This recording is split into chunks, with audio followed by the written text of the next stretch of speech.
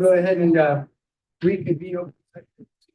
5:30 p.m. 6.1. Call to order. The Board of Trustees are hereby reconvening open session at 5:31 p.m.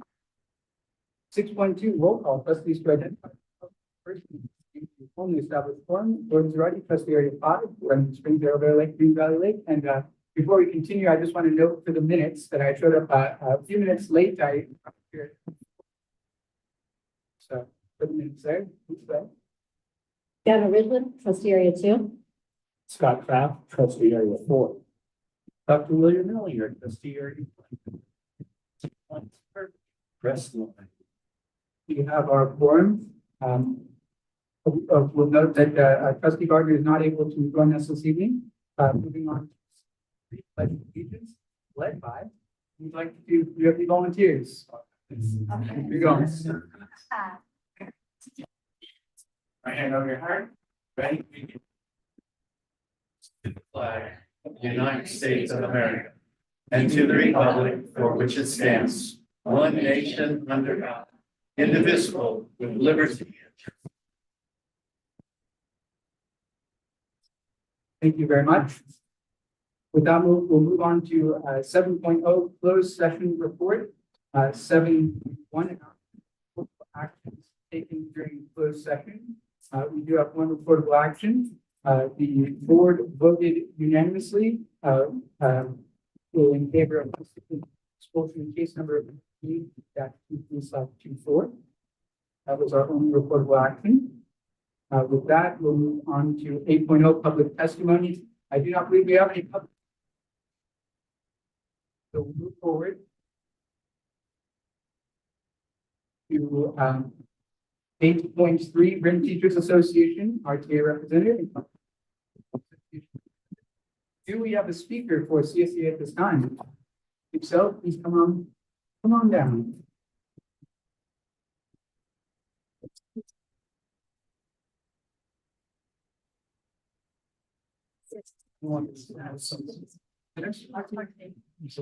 Moving on to RTA then. Excellent.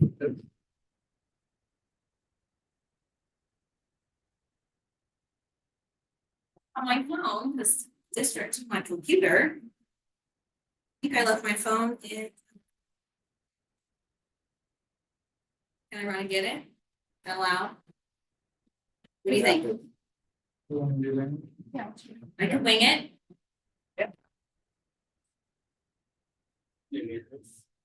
I don't know if I can wing it. My phone is in my car. Can I log into someone's email? I'd like to make a motion to address the order of business. Yes, please go ahead. Oh, Like us to it's in my postpone. pocket. I would like to rescind that motion. Consider it rescinded. Strike that from the record, please. Who had the? I was just gonna say, who scheduled this board meeting on the day after the last day of school, man? Amanda Martin, Let's see. All right, my name is Samantha. I am the RTA secretary. I'm here for Amanda Markovich. She couldn't be here. All right, and then I have to like read. As we stand on the threshold between the end of this school year and the dawn of the next, I am reminded of the ancient Roman god Janus, the deity of transitions, passages, and beginnings, and fun tidbit, the namesake of the month of January. Janus, often depicted with two faces, gazing simultaneously into the past and the future, embodying the duality of our existence, where we have been and where we are headed. This past year has been a journey unlike any others. We have weathered storms, although I'll take that over 7 feet of snow. We've overcome challenges and witnessed the resilience of our students, our educators, and yet, as we reflect on the trials and triumphs of the past year, we must also look forward with hope and determination. As the secretary of the RIM, I stand before you today with a profound sense of gratitude. for the unwavering dedication and tireless efforts of our educators. They have navigated uncharted territory, teaching methods, embracing technology, and finding innovative ways to engage and support our students. Our union stood strong and ensured that we received the beginning of a race to accomplish. Together, we have crafted MOUs. I am thinking specifically of the PLC MOU to ensure continuity and ease for families, students, and staff. However, as we celebrate the achievements of this year, we cannot ignore the pressing issues that lie ahead. The challenges of the past year have underscored the urgent need for increased support for educators. From addressing learning loss and mental health concerns to advocating for fair compensation and safe working conditions, the road ahead is fraught with obstacles. Yet, like Janice, we stand at the threshold of possibility, ready to embark on a new chapter in the story of education. As we look to the future, let us commit ourselves to fostering a learning environment that values and empowers both educators and students alike. Let us strive for equity, inclusivity, and excellence in education, ensuring that every child has the opportunity to succeed and in light of our shared goals for the future, I must address a pressing concern regarding the allocations of funds. It has come to our attention that a significant portion amounting to $20 is being a committed fund for deficit spending. As representatives of the educators and students in our district, we seek transparency and clarity regarding the rationale behind this decision to ensure that the decisions made by the school district are in the best interest of our students and our educational community. Rest assured, we are diligently monitoring the budget to advocate for the needs of our students and educators. We recognize the challenges that our district faces, and we trust that the school board will utilize these funds responsibly for the benefit of all. I urge you, esteemed members of the school board and school district, to maintain transparency and open communication as we navigate these challenges collaboratively to ensure that every decision made reflects our shared commitment to providing the best possible education for all students. Thank you.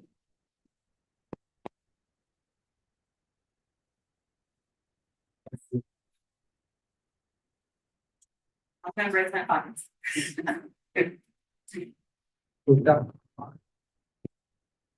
Just confirming, no speaker for CSE at this time.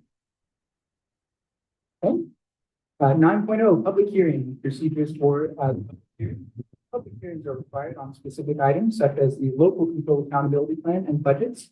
Persons who wish to address the governing board on a matter set for a public hearing must complete a speaker's form and submit it to the executive. Meetings called to order. Once the board president opens the public hearing, individual speakers are then permitted up to 5 minutes to support, oppose, or otherwise offer an opinion on the issue. When public input has concluded, the board president will close the hearing.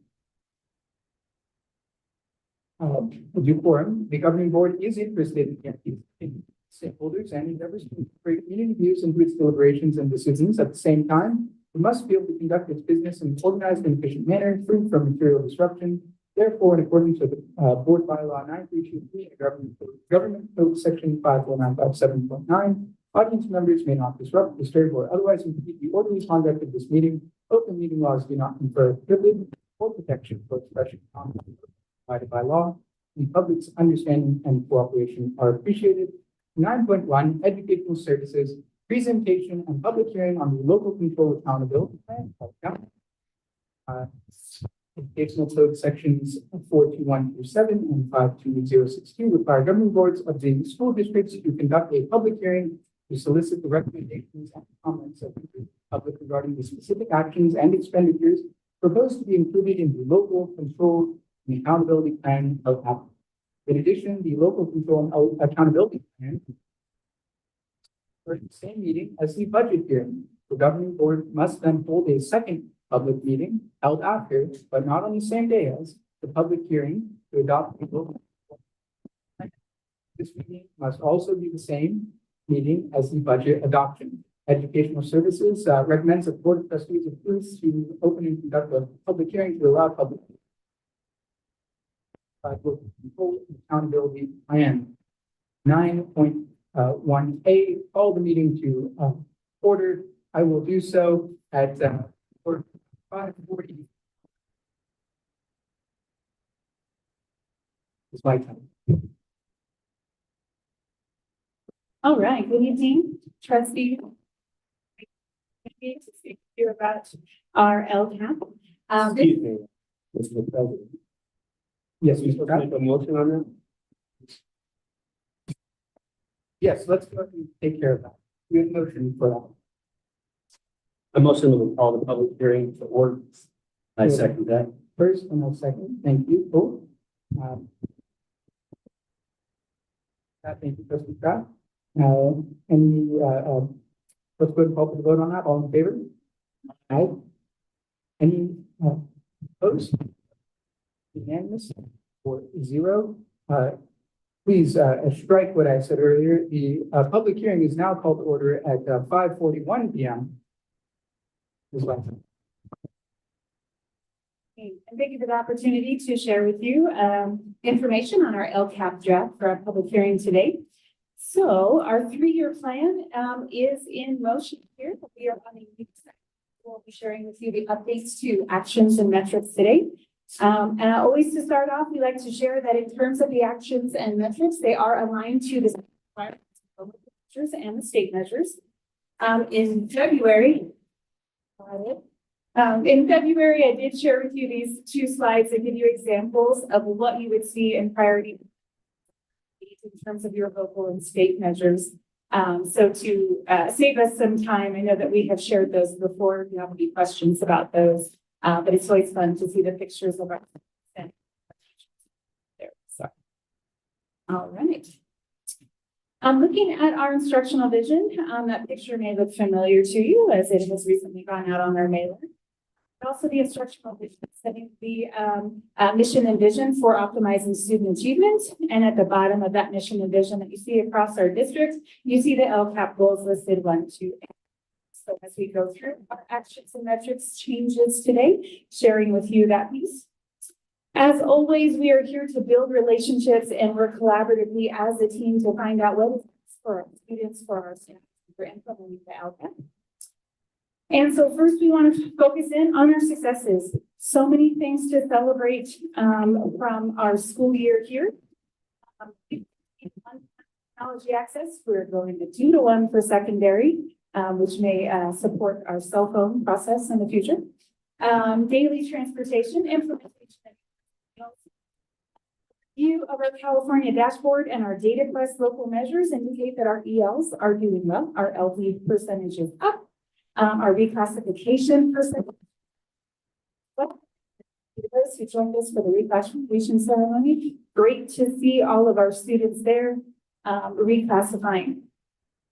Our English language arts academic college education for students in grades 11 increased by 5.58%. You'll see that our math indicator also increased by about 1.97%. So again, more successes as we go there. Development of the library plan coming soon. Sorry, that's on the bottom of that last slide, but it's covered on my, but plan coming to you June 27th. I know you're excited. I am too. All right. The college and career indicator for A through G completion rates increased by 13%. College and career indicator for our AP tests of students scoring a 3 or higher. That increased by 12.84%. We successfully completed an NGSS this year. So 6th through 12th grade got new NGSS materials. Thank you again to Mrs. Klopper, our district librarian, all of our library techs across our district, and MPH and RHS to get all of those materials unboxed and cataloged, getting us ready for 24-25. A huge shout out to instructional coaches who have provided training on the development of our guaranteed and viable curriculum aligned to our best first instruction. You'll see some data on another slide in terms of how many and GBCs, right? How many alphabet soups can I give you that they were part of supporting our teachers with through that collaborative nature, getting our standards aligned, moving into a 7th. Kelvin data indicated that our favorability rate and our participation rates have both gone up. And again, our last Kelvin survey just completed, and see percentages in the of favorability. Again, those continuing to go up by our families, parents, staff. And then at the bottom there, our suspension rate district-wide also has gone down. So we're going in the right direction, and we are going to continue that great work. This slide again, you saw that a previous presentation. So just kind of a reminder when we look at our areas of greatest need. And when we look at a couple of the things that we're working on. So our district is differentiated to support our English learners, students with disabilities, and students identifying 2 or more races. And what does that mean? Essentially, DA or differentiated assistance. We could support San Bernardino County Superintendent of Schools to support us with our endeavors moving forward. So as we're looking at professional development, what we're doing and implementing throughout CSS in that process. Math and ELA CASP in terms of certain subgroups, we are working to increase those. And again, going back to the successes, that's great work, working with our teachers, collaborating with our TOSAs, having that GDC time, PLC time, and PD. And then other needs that you'll see listed there, continue work with GDC, continue our work with our assessment calendar. We have added an action for high impact tutoring. We'll see that up in an upcoming slide, as well as reducing chronic absenteeism and the student attendance rate. And our district has created an attendance committee that's already working on some measures to improve in those areas. And then finally, that last piece, you'll see looking at inclusion and equity for all of our students, meeting all of our students at the point of their need.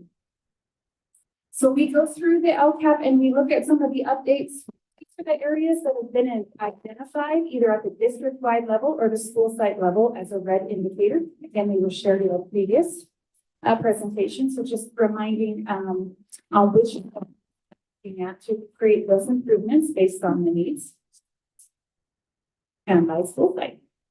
So looking at some quick data, we had 6 surveys.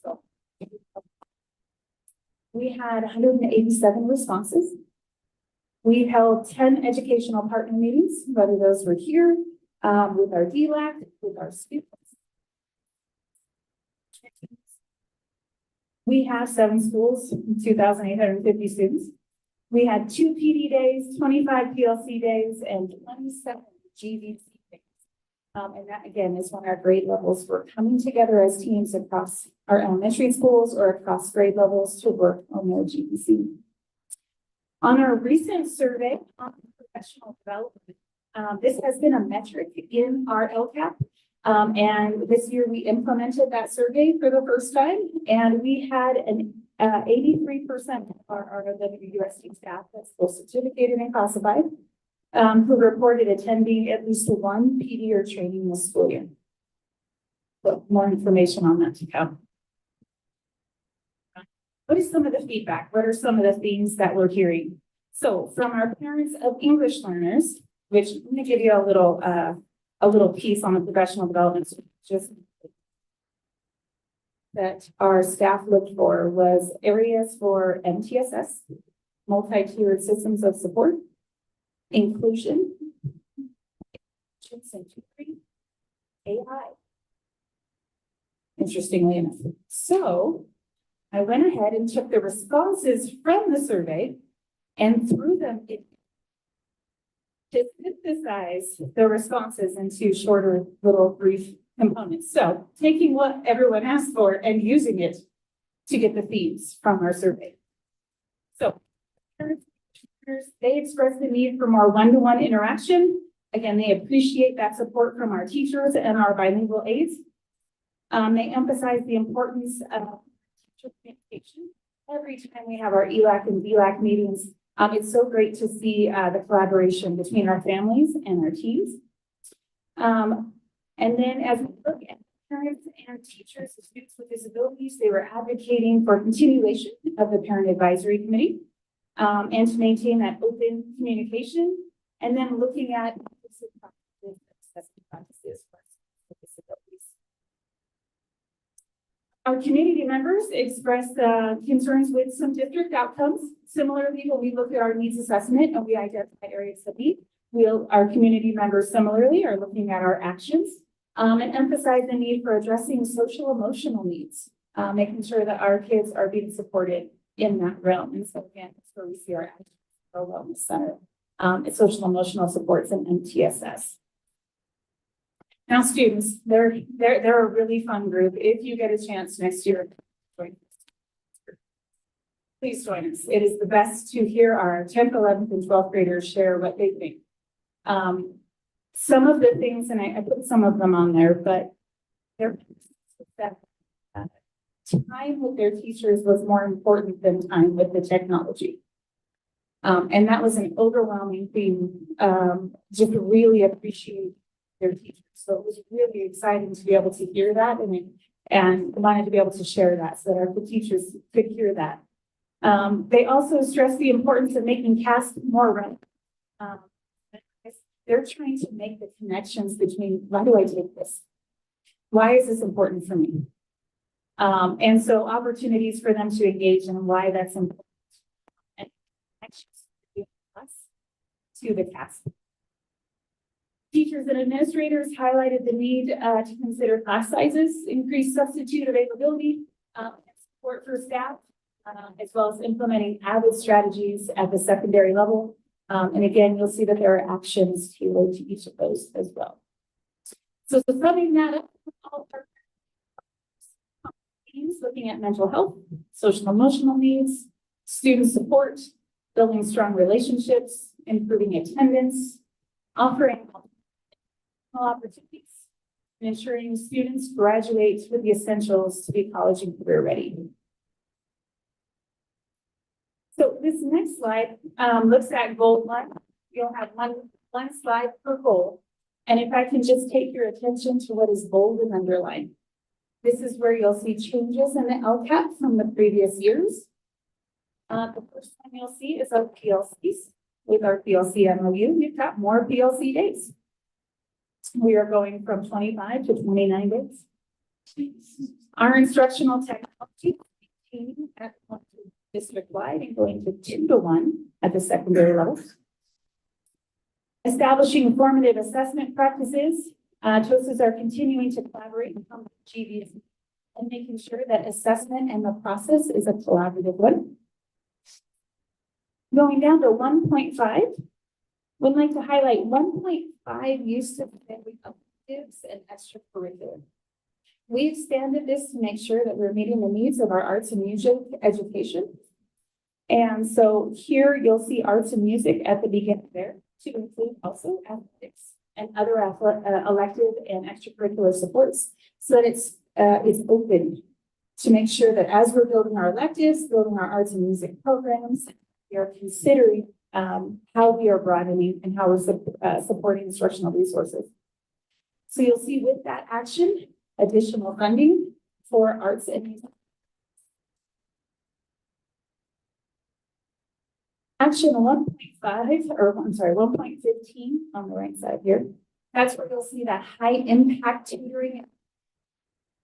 We are also aligning funding for each of the school sites to develop their high impact tutoring at each of the sites.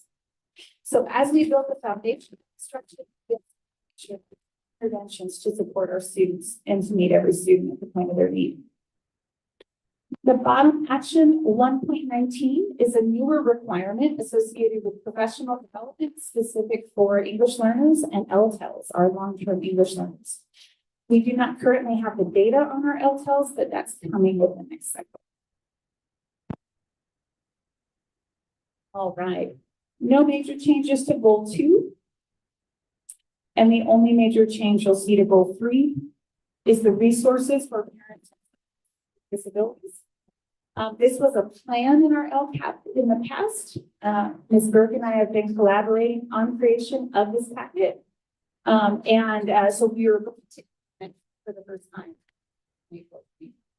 So it's not that the action has changed, but that we have made it more robust and that we are planning to implement in 24. As you take a look at our budget by goal, you're going to see our numbers that are very similar to what you would have seen in the mid-year update. With the action 5, adding the 50,000 in for arts and music. And then our high impact tutoring as well. There it is. Okay. So 85,000 right there, and that's in action 15.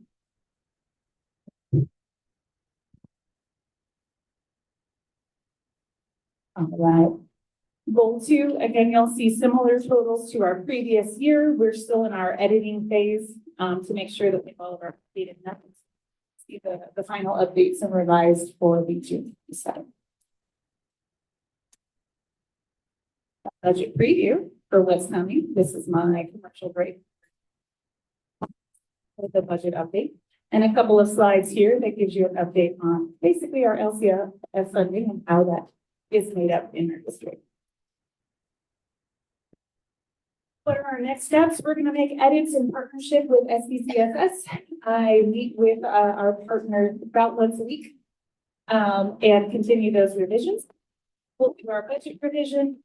We will do a review with the county one more time before we go to board for the June 27th. Based on that review and approval, we will then go to the answer. Questions, someone?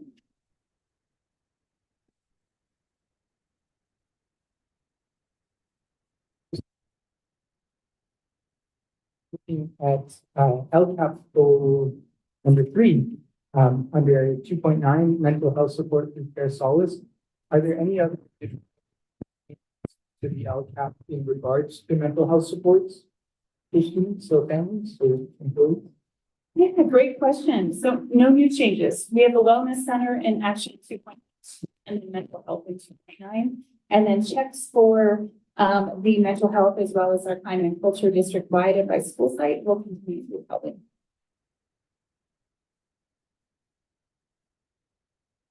Am I right in understanding, though it's probably not a budget yet, that we're having more increased supports from the family services account in terms of school site, but since it's not a budget yet, it wouldn't be including this report?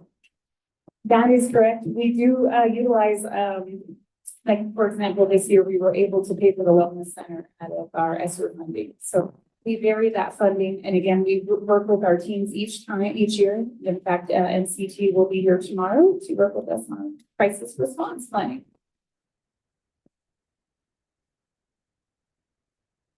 Jen, can you talk to us about what we're doing in credit recovery? Great question.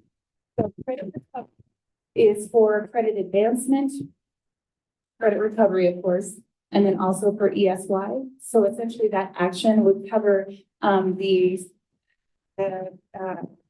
CBI classes that you would see at Rim High, at Mountain High School, as well as RBA, and then our summer school offerings as well.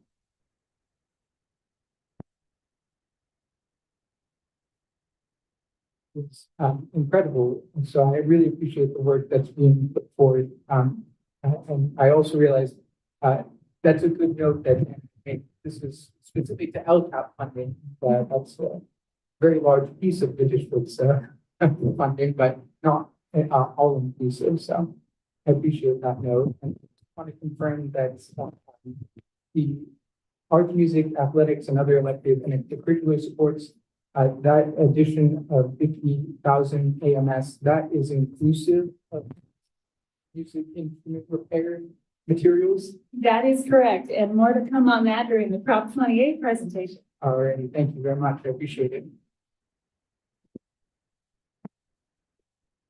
Anything else? I motion that we close the public hearing on the LCAP. Just confirming before we take up that motion, we have the public committed either. So we have a motion from Scott on 9.1E. We have a second. We don't have it. Second. We have a second. Thank you. Any further discussion? Aye. Any opposed? Motion carries unanimously 4-0.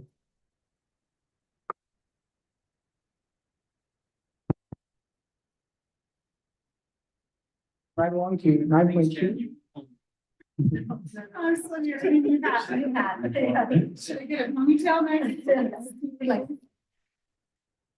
Educational Services, presentation and public hearing on the ethnic studies course. Ethnic studies is an interdisciplinary and comparative study of the social, cultural, artistic, expression and experience of race and ethnicity that centers on the study of African Americans, Asian Americans, Indigenous people, and Latino Americans. It addresses content considered missing from curricula and discussion on the issues. The Ethnic Studies Model Curriculum was adopted by the California State Board of Education on March 18, 2021 to provide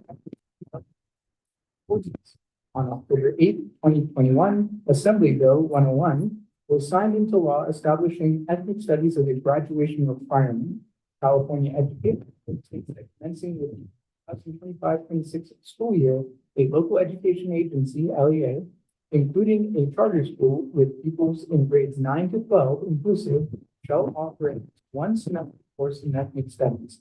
Comments and feedback will be considered and shared with the Ethnic Studies Committee under 9.2A called public. So moved. Second. Any discussion? We'll call for the vote on this. All in favor? Any opposed? Motion carries unanimously 4-0. The public hearing is hereby called to order at 6:02 p.m. Please proceed. Please introduce yourselves. Who you are. Yes, I am Jennifer Whiteside, I'm the Director of Educational Services. Great to see you. And joining me. I'm Brian Wallenzu, the principal of Rim High School. Thank you for the opportunity to come before you again with our ethnic studies course. We have some good news for them to share. We do indeed. Do you want to share? We received yesterday news yesterday from UC Doorways that our ethnic studies course is now APG approved through the system. And enrolled in the course for next year. We're ready to pilot starting 24-25 school year.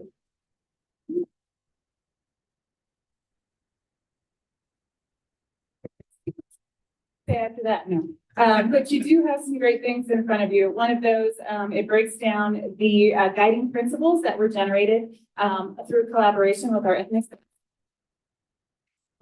Is our course outline, which was submitted to UC Doorway. So you can see the full scope of what our team has put together through our. I believe we started in January. That's correct. Yes, we did. And we ended in. Well, we're still going. So it's June. Well, the committee ended in. Keep it light. All right. So again, just as a review. All right. There is a committee break. Again, we know that we have shared that with you previously. Again, just wanted to be that reminder that we are collaborative in this process and very appreciative of every member of the committee who took the time to look at this. At every single word and how one word could change the meaning there. Timeline still hasn't changed from the last time we met, but effectively back in 2016, it was signed into law, and we've been on this journey ever since. A lot of it started at the state level, and now we're down to the local charged with implementing it, it needs to be a graduation requirement for the class of 29-30, but we need to offer it in the 25-26 school year. So if you look there, that's where it was signed into law back in 2021, and 25-26, it must be in our master schedule, and in 29-30, every single exiting senior must. So we're ahead. We talked about this last time as far as the journey started back in January. Studies committee. We started by looking at the framework as the California social science framework. We went on into student focus groups where we got what's the last time we you guys discussed wanting to have some of those student voice components. So we do have those that we'll share with you in just a moment of some of the things our students said in the student voice. Then we took all of that information that we received from the students as well as from the California Social Studies Framework, and we worked on redesigning the 8 outcomes and 6 principles that you have in front of you, specifically tailored to RIN. What does it mean at RIN? We took all of that and ended up setting up specifics. We settled on a semester course in the 12th grade year, what the units would look like. And then eventually in May 1st, we finalized those recommendations. And that's where we left last time that we spoke to you guys. But after that, on May 21st and 22nd, our amazing social studies teachers came together and they actually wrote the course. So they met for the first time on May 1st, and then just a couple of days ago, so really within a couple of weeks, the course was written, it was submitted, and it was approved through UC Global. So it was a pretty remarkable time frame. Just to show all of that legwork that we did at the beginning really paid off, and the teachers took that, wrote it, and were able to submit it and get it approved really, really quickly. And you see your the 4 major topic areas, and that they indicate about a 4-week time frame. We already also have a drive that has each week lessons, supplemental resources, all laid out. There's already an ethnic studies drive ready to go for our pilot. What is scheduled? Right. And for the student voices, what we did is we took the guiding principles. We talked about the outcomes of that are required by the state for ethnic studies. The point is to then factor in the community point of the committee and the student voice, and then ultimately use that to shape the RIM ethnic studies course. And so these are the questions that we asked the students. You'll see they're all really open-ended questions. I won't read them all to you, but it's just very simple. And we did, the student focus groups occurred in chunks. So we took the entire LCAP skill to put together. And we polled maybe 4 to 5 students at a time. And these were the guiding questions, but I sat through a number of focus times. We got through question 1 or 2, and the kids' conversations just kind of went where they went, and that was okay. So every single question was not necessarily asked to every single group, but we got a really impactful set of data of what is needed at RIM. So I'll take a moment just to read some of the quotes because, you know, I found them very, very hard myself. Some races are not included in the different curriculum. No one seems concerned about teaching topics that aren't in the books because they're afraid that it may cause division. But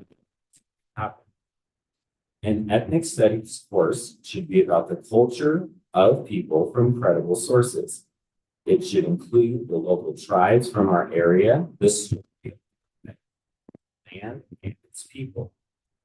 An ethnic studies course will help students understand the challenges, successes, and contributions of those groups who are always talked about, or who aren't always talked about much in our regular history classes. Students want to know more details about the lives of different groups from their perspective. RIM's ethnic studies course should be told from their point of view, not from the Eurocentric point of view, and that is most common in high school. I think RIM students want to learn more about different ethnic groups, but what is happening now, today. It is more relevant, it is more relevant that way. I hope ethnic studies will include the atrocities and the triumphs of different groups, showing the humanity of each group and their struggles in this country. An ethnic studies course should dive deep into certain topics, focus on the more on the accomplishments of the different groups the course will address. I would love to know more about my culture. I would love to hear more about our cultures and traditions. Right now, there is nothing much about us in what we are learning. The ethnic studies course should be taught in the 11th or 12th grade. Sometimes have to dive deeper into a topic, and I think older students could handle that better. I would love to have an ethnic studies course at RIM. maybe it would help the school incorporate the traditions that those of us who go here celebrate. It would feel more inclusive then. And that's just a small sample. Like I shared last time, the facilitator of the group, a room retiree actually, was actually crying by the end of the students. But if you listen to those comments, that's what 16 and 17-year-olds were saying about the need. And to be that in tune to the need at RIM, I think that's pretty remarkable. So again, it's just a reminder of where we started, where we've come, that we have decided upon that survey intro course. We'll be piloting that in the fall. That will be a semester long for 12th grade students. The unit of study, contributions, culture, challenges, and contemporary issues will be the focus for each of the units of study, as we mentioned previously. So again, these are the documents that you have available before you and that have been. Next steps, again, we've got that approval of that top one, presentation to the board today. We're looking at the purchase of some of our supplemental. The curriculum by the teachers will be the primary curriculum at this time. As we spoke with the California Foundation for History, our representatives, Ms. Lane and Frank, CC. I just wonder if I say that correctly. They shared that most districts aren't adopting an actual textbook yet because it's so early. There's not a lot there. And so a lot of districts are utilizing the curriculum that they write, which again is so impressive that our teachers were able to have not just the course outline, but also week by week studies that drive creative writing studies. So again, we'll go for board review of approval of the course at our June 27th board meeting. We'll continue our lesson development. And then public viewing of course curriculum, we'll continue that into spring of 25 and ethnic studies in our course catalog 25-26. But again, we're ahead of the game. Questions at all? And just to point out, we do have ethnic studies built into our master schedule for the 24-25 school year. We do have a number of students that have signed up for it. Just on a pilot so that we're very thoughtful and intentional about how we end up rolling this out to the entire campus. And so we'll probably be bringing to you guys into the future a path by which we make this a graduation requirement so that we are able to give the students the option early on before we phase it in.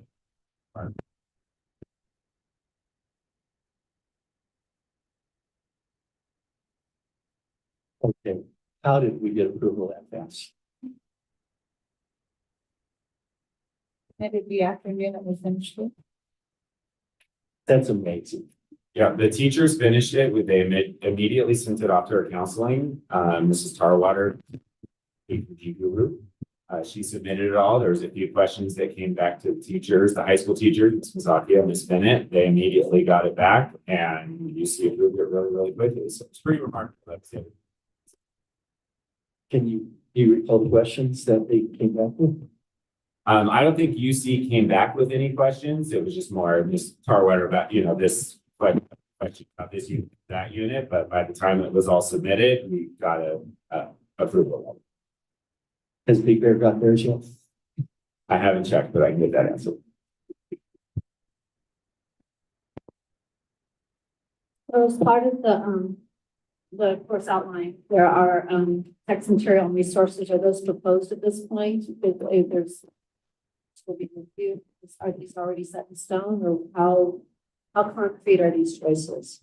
So these are proposals for supplemental materials where they might take excerpts. Definitely options that again, we'll be continuing to review the curriculum as indicated by our next steps. As they want to add, we'll be looking at that. But we don't have a textbook that would be adopted at this time. It's what the teachers have written in terms of writing the curriculum. Will the desire be to have a diverse field of thought in terms of providing different ideas and different concepts to students to be able to kind of wade through in terms of like resources and like? Oh, absolutely. And great thought and collaboration with teachers to make sure that all perspectives will be considered. Cool, thank you. And I think as more materials become available, as this develops over time, like process of building ethnic studies course, it's really in the development phase right now. I think those answers can become, they can't be concrete right now, but they can become much more concrete as time. Not sure, like you would for any other course. Just thinking in terms of some of the resources, I know historically, at RAM, there has been a lot of concern about, some of those resources. And if we have various viewpoints, great. But if there's not a variety of viewpoints, that could be inflammatory. Great point as well. We did actually receive a sample book from one specific company. We did share that with the team and they wanted more to be able to compare it. And so they said, not yet, again, thinking more to come. And they wanted to be able to compare different options. So only seeing one, again, they're saying, no, not yet. And as they were flipping through and having those in-depth conversations, again, they wanted a comparison, other options like we do in a normal adoption process. So you said it's the 2 teachers that are going to be teaching the course? We have 2 high school teachers that were on the committee, Ms. Mazakia, master schedule wise, and just the number of students enrolled right now, we only have enough for 1 section. So, but the idea ultimately is, you know, at the high school, we try to kind of ensure teachers always have someone to collaborate with. And this course will be no different. And that would once we're in a position where all seniors are taking it. You know, I personally come from a multicultural background, and I think this is great, but I know there's going to be parents that are going to say certain things. And is there any way to get materials in front of parents ahead of time? So if you have any questions or concerns, they can handle it ahead of time instead of after the fact? I think the benefit of the voluntary nature of the course right now, which will allow us to flesh some of those details out, absolutely. Graduation requirement, there'll be an opportunity for those materials, just like any public viewing of any adoption, to get in front of parents. But we recognize that that's a concern. So be very thoughtful in this process over a multi-year process. We should be able to assuage most of those concerns. You see that in your timeline, you do have public viewing of course curriculum. And the hope is there'll be more like actual curriculum to view instead of just the one, I hope this works, right? Can one of you talk about the first empathy and that will even have some shaping of the course for those particular students?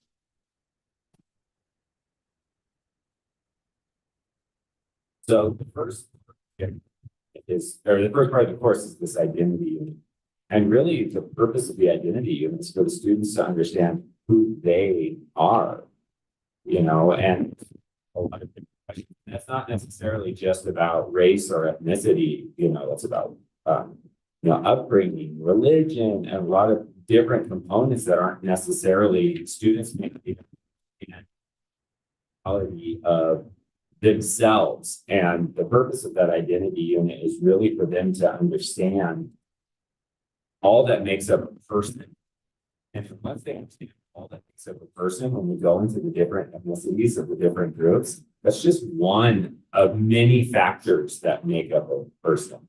You know, I'm an only child from a single parent, from a Catholic background, from, you know, and there's so many different.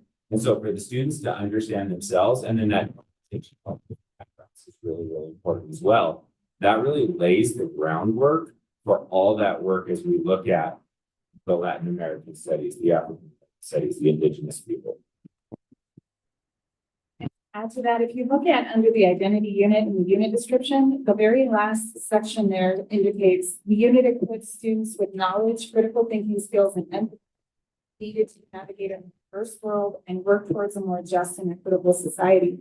As a former history teacher myself, I remember starting every history class with an opportunity for students that they would do timelines where they talk about what their experiences were, what their life experiences were, and that recognizing that you know there are various identities And as we mentioned, religion, ethnicity, household. And as we're looking at those, even if you say some, let's say similarities between two people, their experiences would be vastly different. And looking at how we navigate our culture critically and think about that as we navigate. And, just to like quote drop a little. Said we're alike and we are unalike, right? And that's exactly what we're trying to get at. Yes, we come from all this. Yes, we all have different stories, and those are all important to know and as we understand the society in which we live. But the commonalities that we share for every different student are pretty profound. So if this course is successful, which I trust it will be, what is the end result, the big takeaway that we want to have?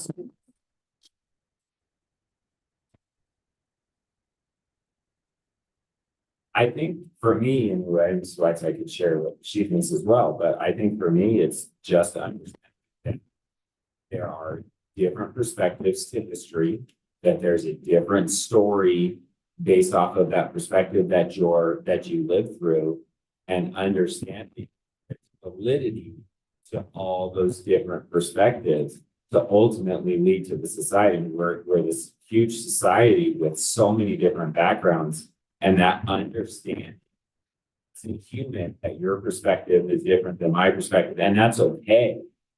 And that we're able to still work collaboratively for a better society. I think ultimately for me, that's not necessarily one right way, one right direction. But one thing that the committee spoke about is there's a difference between the past and history. The past doesn't change, but history does. And that's based off of that different perspective. If you look at World War II versus, through the eyes of the American soldiers versus the Nazis versus the Jewish people versus the people that were just the citizens in occupied territory. Those are all very different perspectives that ultimately lead to understanding of what happened in history. Can echo what Mr. Williamsy indicated, but I'm also looking back to the slide that talks about the contributions to culture, the challenges and contemporary issues, and really having an opportunity to highlight those pieces and to look at the experiences. And as one of our student voices, right, I want an opportunity to not just see myself also, but to see others, to understand history, to understand their role, to understand other people's role and contribution. And, again, former history teacher, so I could spend years up here on this, but it's just a really awesome opportunity for kids.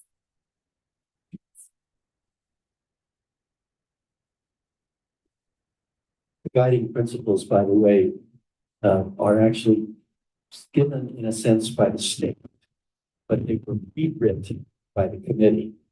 And I think that's important to see, to look at the guiding principles and see that the committee actually went through and took sometimes wording that the committee didn't like, that was coming from the state, and said, let's design this to fit us. And I think that's going to be important to communicate, because our course is not like LACS, right? It's going to be very different, or some other location. It's going to fit us. That's why we would have the indigenous community. And yet it can be open to looking at other groups and based on partly who's in the class. I know we talked about the possibility of, did we want to bring up youth like that, especially because of what even as we were working as the committee, I was a bystander, right? Am I a community member? What am I? You're a committee member. Okay. As we were working on it, it was look right at this time. We just had October 7th, and now we have the people protesting. And will this course allow the conversation that might be valuable over the kind of experiences that have just happened within the last few months? And that's exactly opportunities that come in. That's why you see contemporary issues is up there, because we want to be able to look at what's happening now in our community, in our world. And it opens that door for that. As Brian was saying, you look at culture from so many different angles, and so religion's a part of that. By the way, technically, if you look at Asian American, technically, where does Judaism come from? What part of the world? The East. Right? So anyways, there are many opportunities, but the good news is that this is a course that's been established by our people, fitting principles that we've outlined. And yet it does meet the requirements that the state has set up. And that's I'm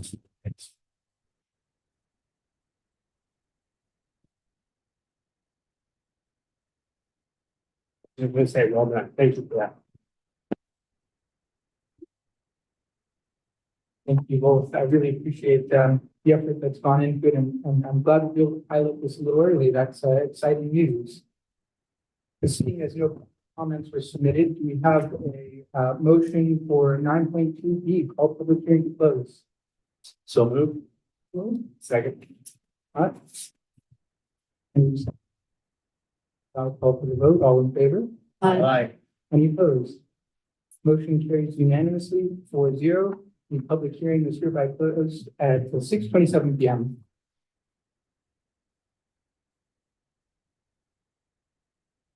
Moving on to our next public hearing, 9.3, business services, presentation and public hearing of the proposed 2024 budget education code. Section 42127A2 requires that a public hearing on the budget to be adopted for the subsequent fiscal year. First of each year, Education Code 52062B2 requires that the school district's governing board adopt its budget and after, but not on the same day as the public hearing at which the governing board holds the required public hearing on the proposed budget.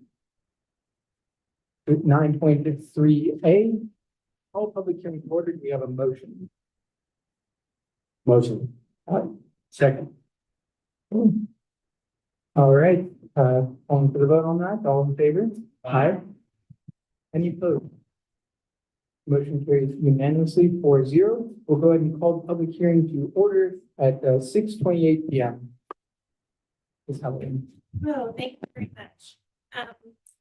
It's that time of year again. You're just working on the budget development, getting the pieces ready. And myself, just mentioned, we're going to have a couple revisions between now and June 27th, as we fine tune some things, as we add actions to the LCAP. But walk away, you always see something usually when you have a fresh set of eyes on something too. So you do have my PowerPoint, some draft documents in current draft of the budget that was open for inspection Monday for Ed Code. It's been down on the reception desk, and that's actually from print. Like, oh no, let's print another one. Let's print another one. So, and to my knowledge, we haven't received any public questions for today. But I have some information for you. I know a lot of this is, you know it as well as I do. And then we're also in the midst of, some unknowns at the state level too, that will work through. So one of the items that I like to highlight, and this is probably going to, I have this slide in almost every budget, but also, we through Assembly Bill 1200, our county office is required to be our oversight agency. San Bernardino County Superintendent of Schools really does a really good job on their oversight. They have tough conversations with districts when they have to. I think was conditionally approved before. That was some tough conversations. But they've also they're there to help us to work through all the different requirements of building a school district's budget. But they are charged with that oversight, and it's part of their duty as well as all of ours to ensure that we stay this. And we also have all the compliance issues in the budget. On the 27th, we'll have criterion standards, which is just supplemental information, and we'll do edit budget and the LCAP. So they also check for non-monetary compliance as well with just the documents themselves. So it's a big job, and they've had a lot of turnover there too. And we have a new advisor for our district, but he's also a local. He was from LA County Office of Ed, and he's also been on some of our committees. So he did say one day he might just walk in because it'll be on his way home and attend a board meeting. So I'll make sure to introduce when he does.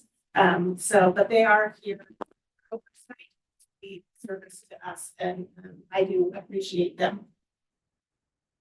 Okay, there's 3 types of budget: approval or not. An approved budget the required reserves and obligations and has no material errors.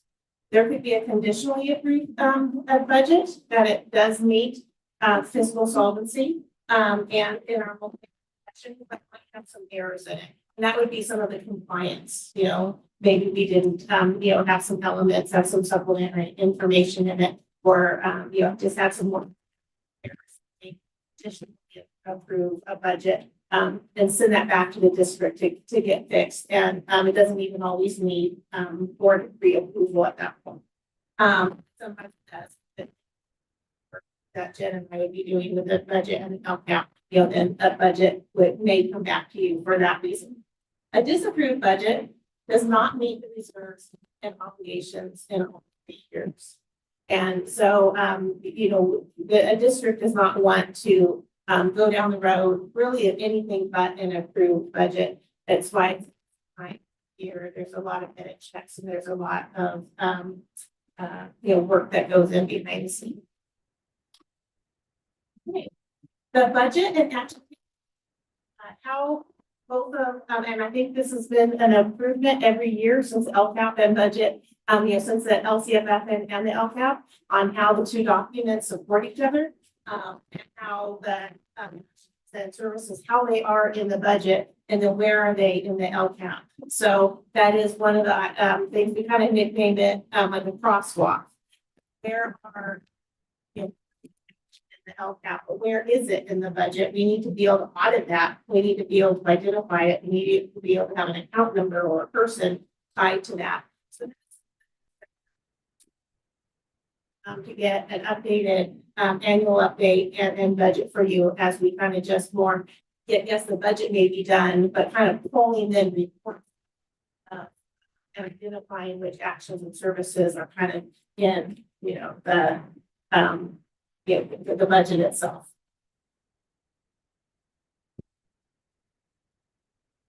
We really start with revenues, expenses, and fund balance. Very similar when you're looking at it, a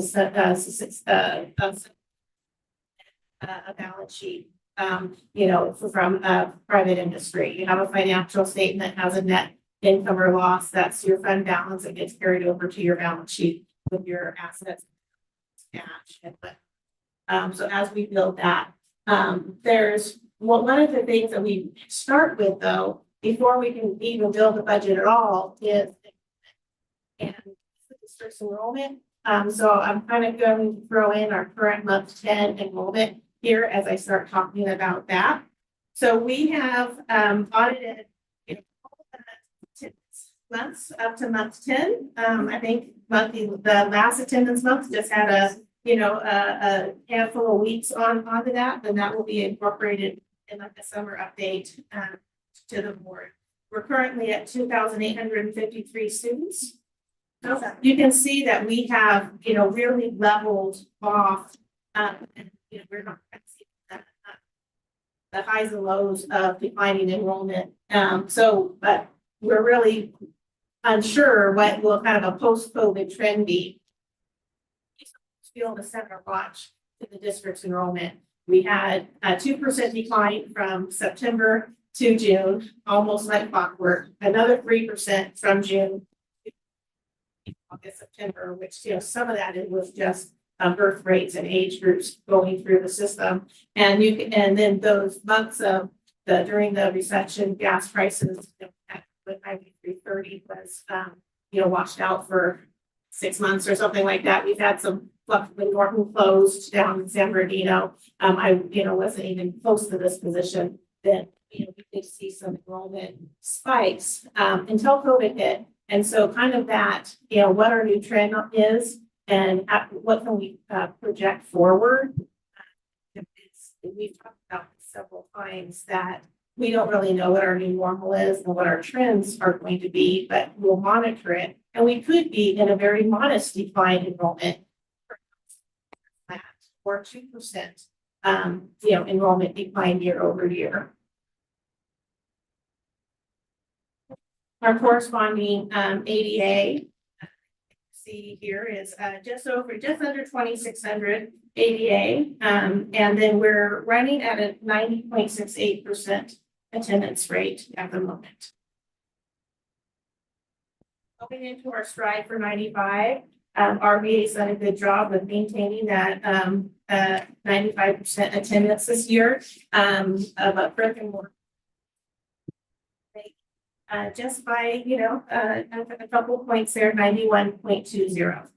So, as I talk about enrollment and ADA, beginnings of when we start building the budget.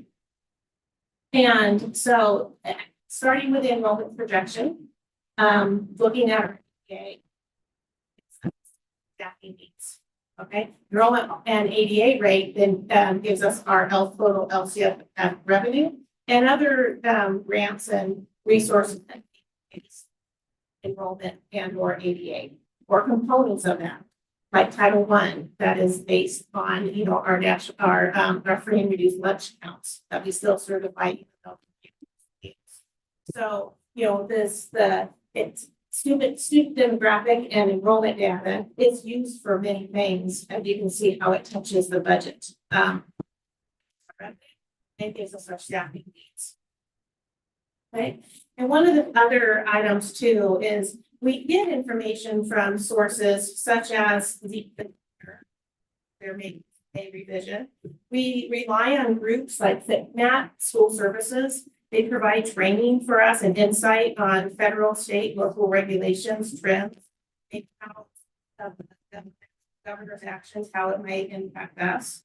And then the county office, like I already said, through their oversight, and they prepare common messages for CDOs that touches all of their districts in San Bernardino County. So basing, utilizing all of that information to help our kind of the need of the budget and also the assumptions we use in the multi-year projections. Okay. Again, building the budget.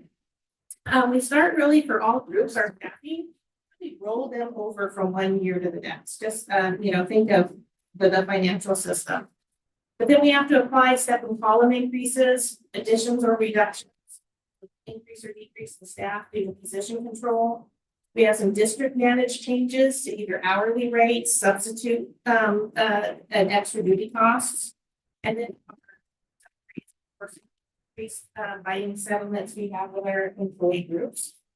Health and where then we record savings also. If we have retirees and the replacement costs for those retirees, they generate savings. So that's as we're going through and doing like housekeeping and the kind of the mundane part of budget development.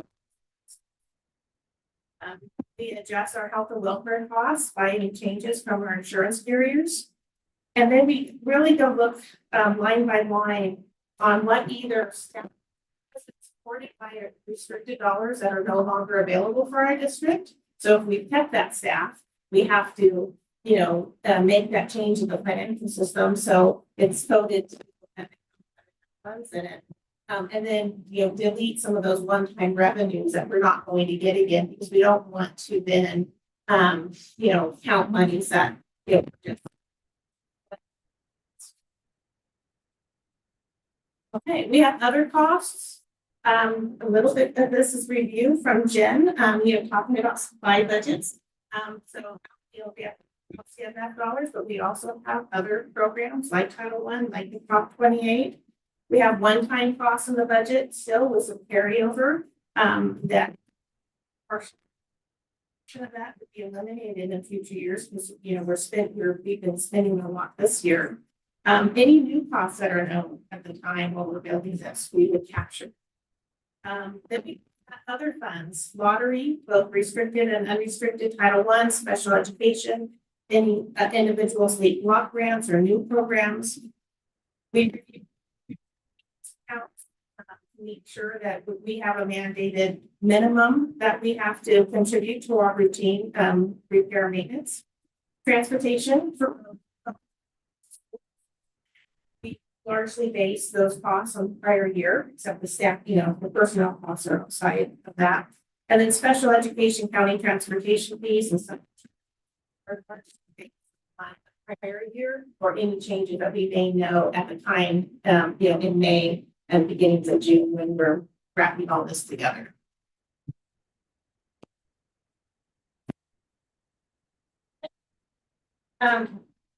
Great. Okay, our LCMF revenue, like I already shared, is based on our current student enrollment, updated ADA.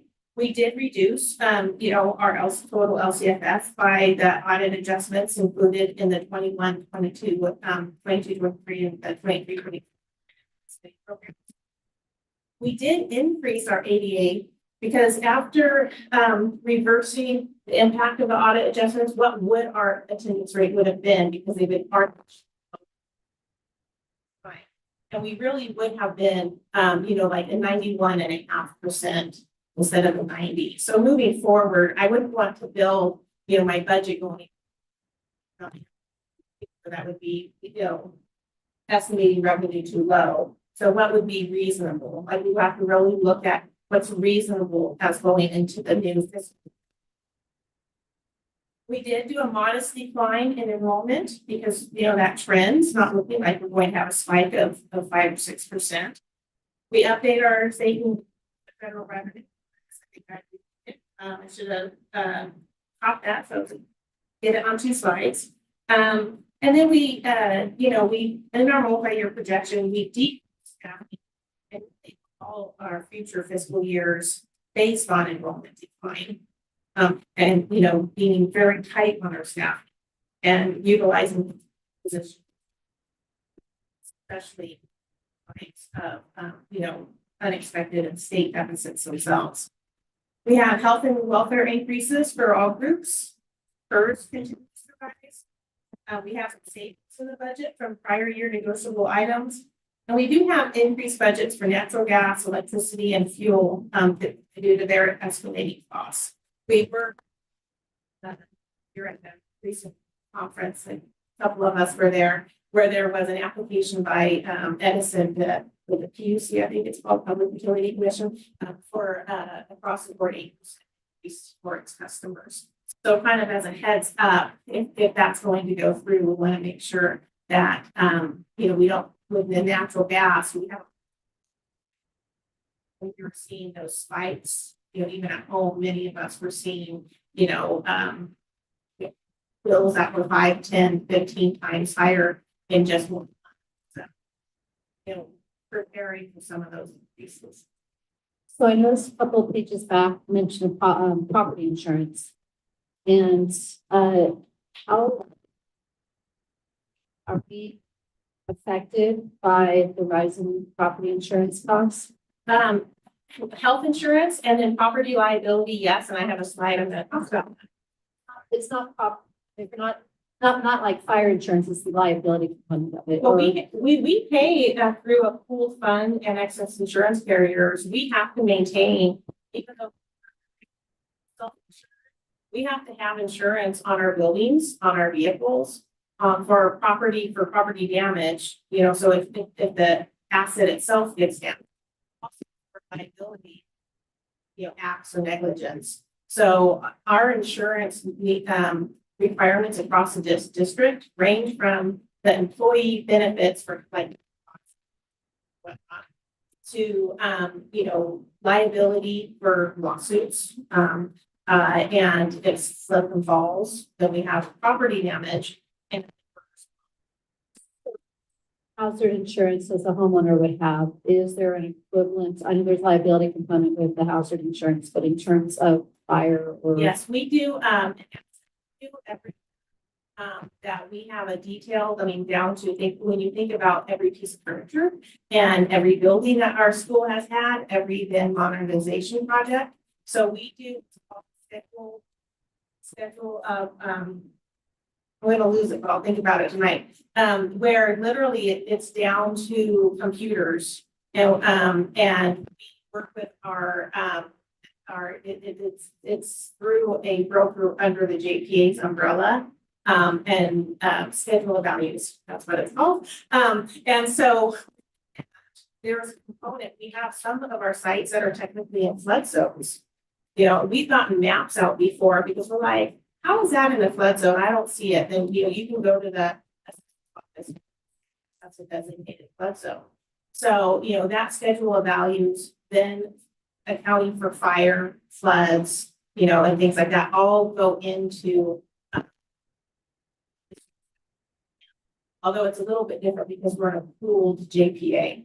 So when we're budgeting, I'm just thinking, comparing it to home ownership as opposed to school district, is that a place of vulnerability when you're looking at budgeting? Yes, and I have a slide specifically on that because of, especially on the liability side, you know, with last years, there's been some Assembly and Senate bills that impacted the districts across the state, you know, greatly. But we're just like we do by home or your car.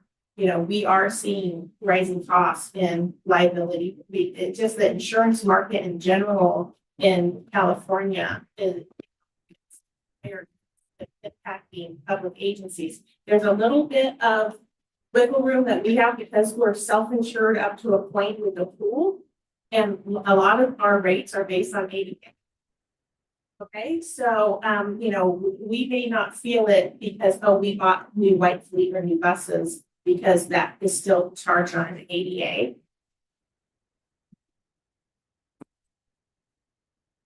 On that note, besides the boys locker room at the high school, what else is a flood zone? Actually, our Blue Jay building was in a flood zone because of Blue Jay Canyon. That's off the top of my head. I would have to probably go to the maps and go to the schedule of values now that I remember that term, and see what other properties are. But the Blue Jay property was, for sure, and I would have to look at it. So, because we're on top of the hill. Why are we in a flood zone? But at one point, those flood zones were just drawn on the map and not necessarily taken into consideration of all the factors. And we challenge that. We go that and we'll be like, oh no, we got rid of that. So we actually identify every vehicle every year. So we're not paying for a vehicle that we might have surplus. So there's a couple of days worth of work on that process. Our annual kind of quote or obligation for the JPA.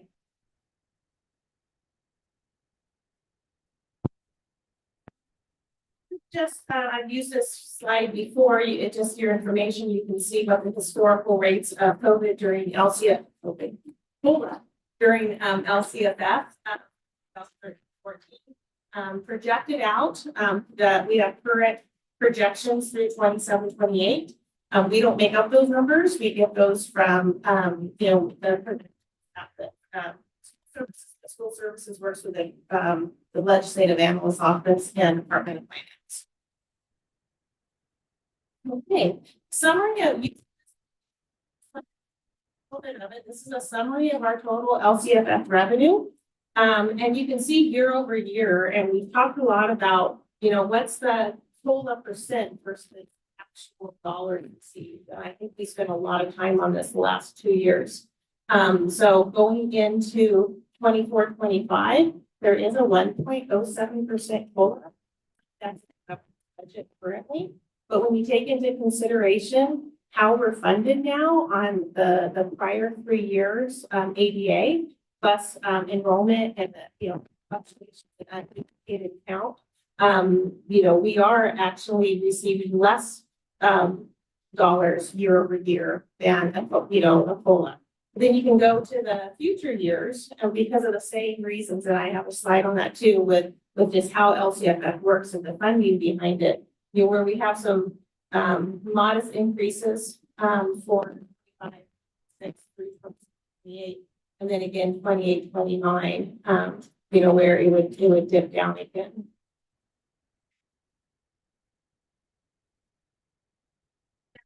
Together this morning, and you know, because we have a relationship between the budget and the LCAP, you can see here on this chart our total 2025 LCFF revenue is made up of several different kind of buckets. And the bucket that that's in the LCAP, there could be some other funds that contribute to some of the actions in the LCAP, you know, when we co-fund. But it's a supplemental concentration grant, the 5,207,303. Those are factors that we must report in the LCAP and identify what, you know, line items in the budget are supporting the LCAP, and then that's the dollar amount. We then the like just what the formula provides. So we have typically had more expenses in the LCAP, kind of contributing for the fall under supplemental concentration that the actual dollars. Okay, but we have to have at least the supplemental concentration.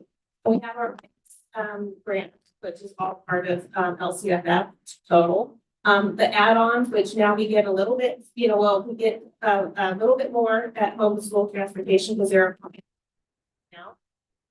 Targeted improvement block grants. These are some old grants that have just been folded into LCFF. And then, of course, the transitional TK add-on with 98, you know, by adding on a grade level that, you know, to increase the pot, you know, instead of just having, you know, having to service more students with the same amount of money. That's how the state accounted for it.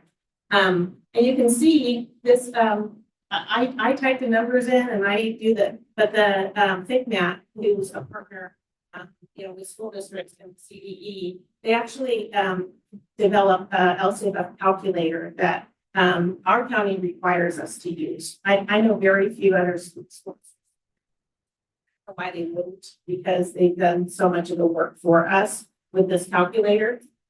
But that 2012-13 level, and at the inception of LCFF, I like to every, you know, handful of presentations kind of remind the groups that under LCFF, you know, the target was getting back to the spendable power first 07-08 and then 12-13. And if you can see, if that was the goal, was to get back to that, you know, spending level, but how much more, how much things cost, you know, the advocacy of, you know, Prop 98 is minimum funding, and, you know, the state should be funding us at higher than minimum. So, I mean, that's a division of the state that gives us this chart. So, okay, I talked a little bit about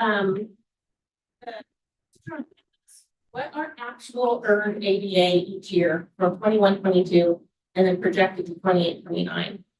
And then what we're really funded on because of the and the changes that the state made after COVID that really benefited school districts. So you can see that in 21-22, we actually earned, you know, just over 2,700 ADA, but we were funded at 2,900. And so that was that full harmless aid because the ADA lift, if you remember, you know, hearing about at conferences, there was going to be this big lift. And then, you know, the legislators, thank goodness, they did have 3 harmless years. Okay. And then the 3-year rolling average. Now that incorporated the whole harmless years. And then the greater of current year, prior year, or the 3-year average. So now that's how we have to look at our ADA. We get the greater of any of the. But we're in the 3-year look back. we are, in the out years, we are losing, 2021 and 22 artificially higher because of that hold harmless during COVID. So when you heard like the ADA cliff, and if, some of you were at conferences with Mike Feinsfeld, districts, but it just delayed the kind of reality of that average catches up to us, right? Of having those two artificially high years. So when you see that, you know, 122 and 23, 24, you know, that in just the funding for ADA, that's 200 ADA funding difference. So you have to kind of, you know, look at that. So like the year to year change in the total LCFF revenue, it's like you can't just take current kids times, you know, $12,000. Changes like that that are contributing to, well, why are we receiving less money? You know, well, why did we receive so much more money? You know, and when you go, you see these years where we've received, you know, a lot more or then a lot less, it's because of that 3-year average and how it works on top of declining. You know, that's why you see a fluctuation like that. But I mean, I'm thankful that we had it because, you know, that was, I think, across the state is what they needed to do. Big numbers. But so you can see that actual, you know, kind of butts and seats with our kiddos. And then, but what we're funded on, and because we're funded on a greater number, that because of how the state has, you know, changed that funding mechanism, but you still, that will still come, still end up being progressively lower each year because of that, you know. However, if we improve attendance, Correct. this is where we would see the biggest thing for our buckets right here as well. You know, I projected LCFF revenue probably less conservatively than I would normally do, because if we have some things that were artificially lower, we want to project it as accurate as we can, especially when there's some tough decisions to be made, that, you know,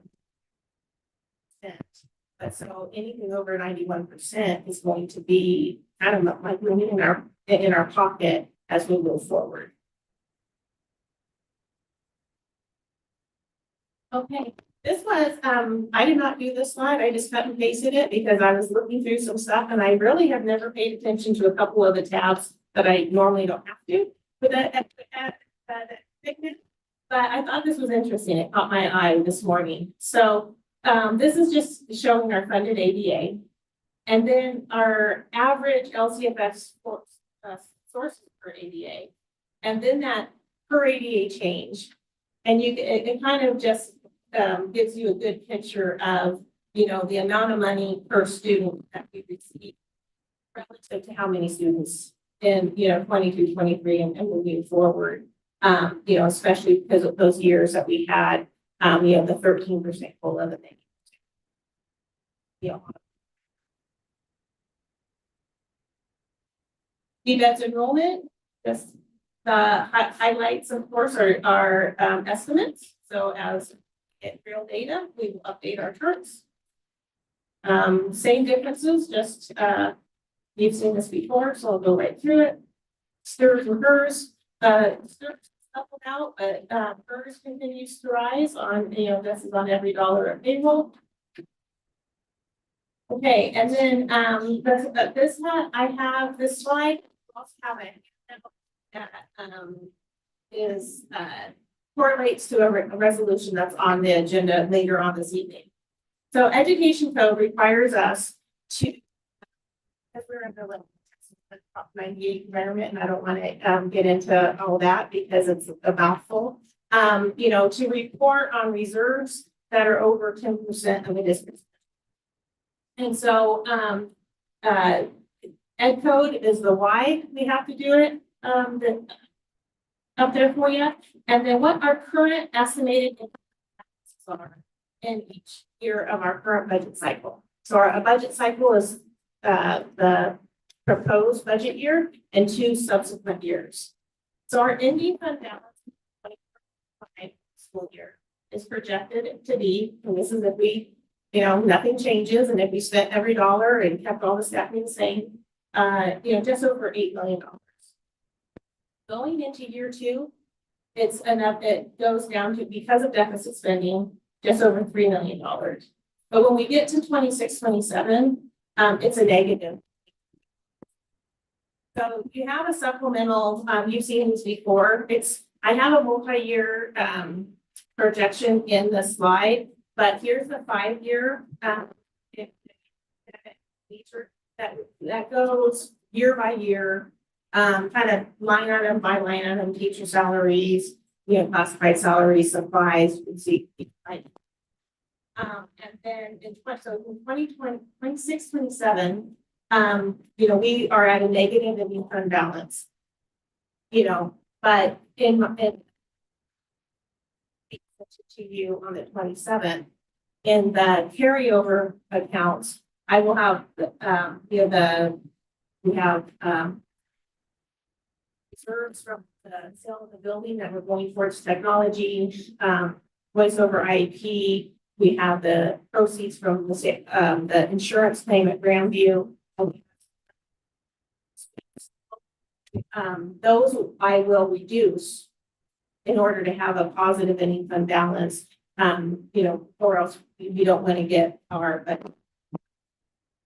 disapproved. I think the first slide. So along with that, you also have a 3-page summary that kind of lays it out in a little bit more detail in your packet. And this will be submitted also and online when we post the final budget. And it'll accompany the resolution that goes to the county offices at.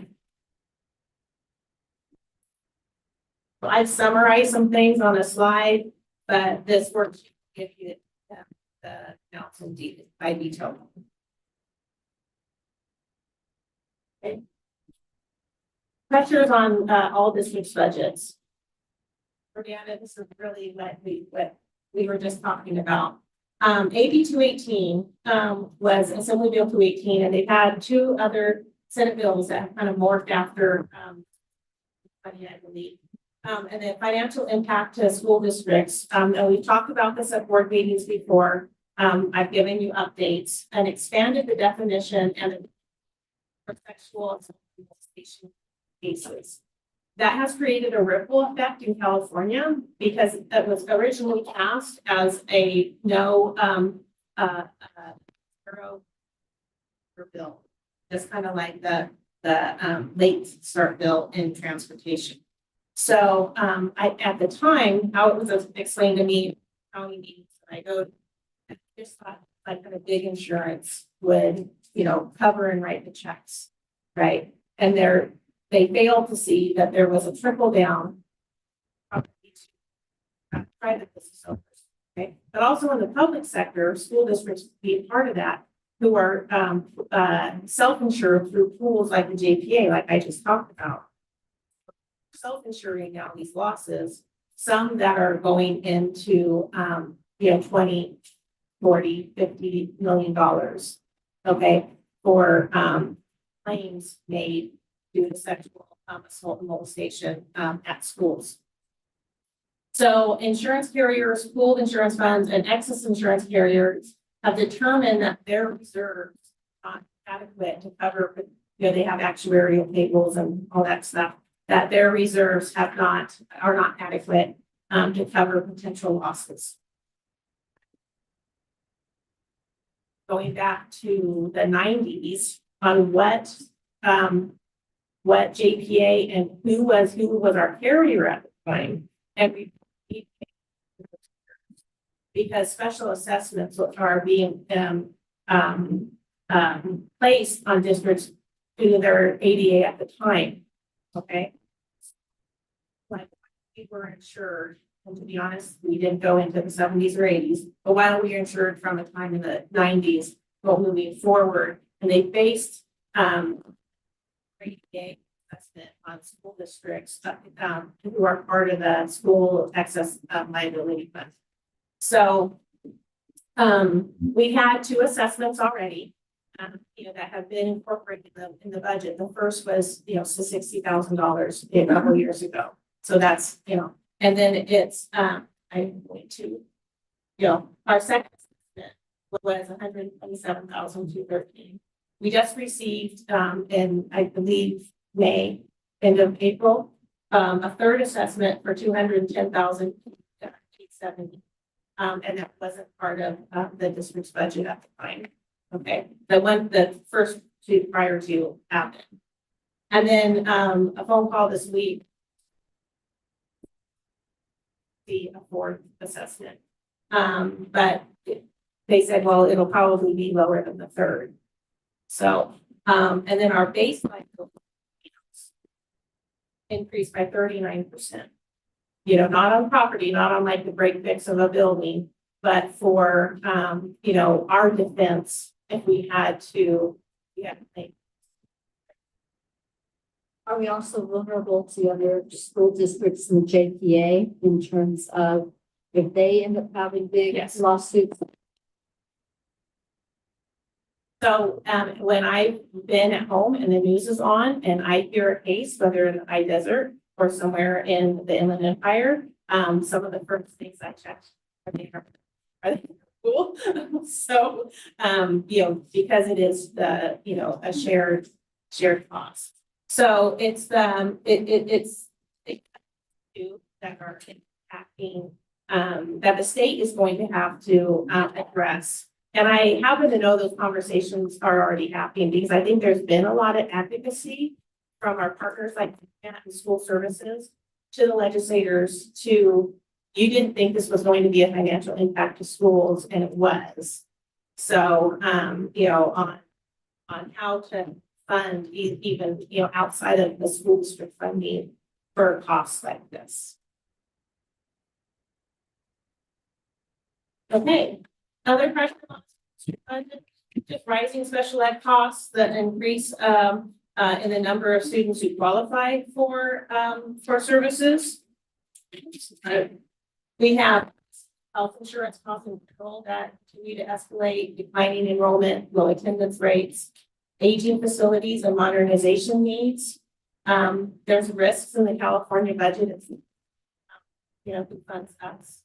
And then, lower COLAs compared to when we were here in December of last year, we had higher COLAs for our out years. So, we were planning on future budgets with more money in them. So, and then, there are changes from the state to a more categorical allocation of dollars. We'll take dollars from the income, but that has put some compliance issues and maybe some, not as much local control for a district to spend some of the dollars as maybe is best for our district. So we're seeing that.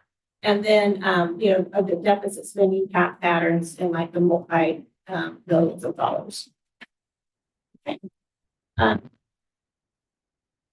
Handout that's got a little greater detail, but this is in summary our the 24-25 proposed budget.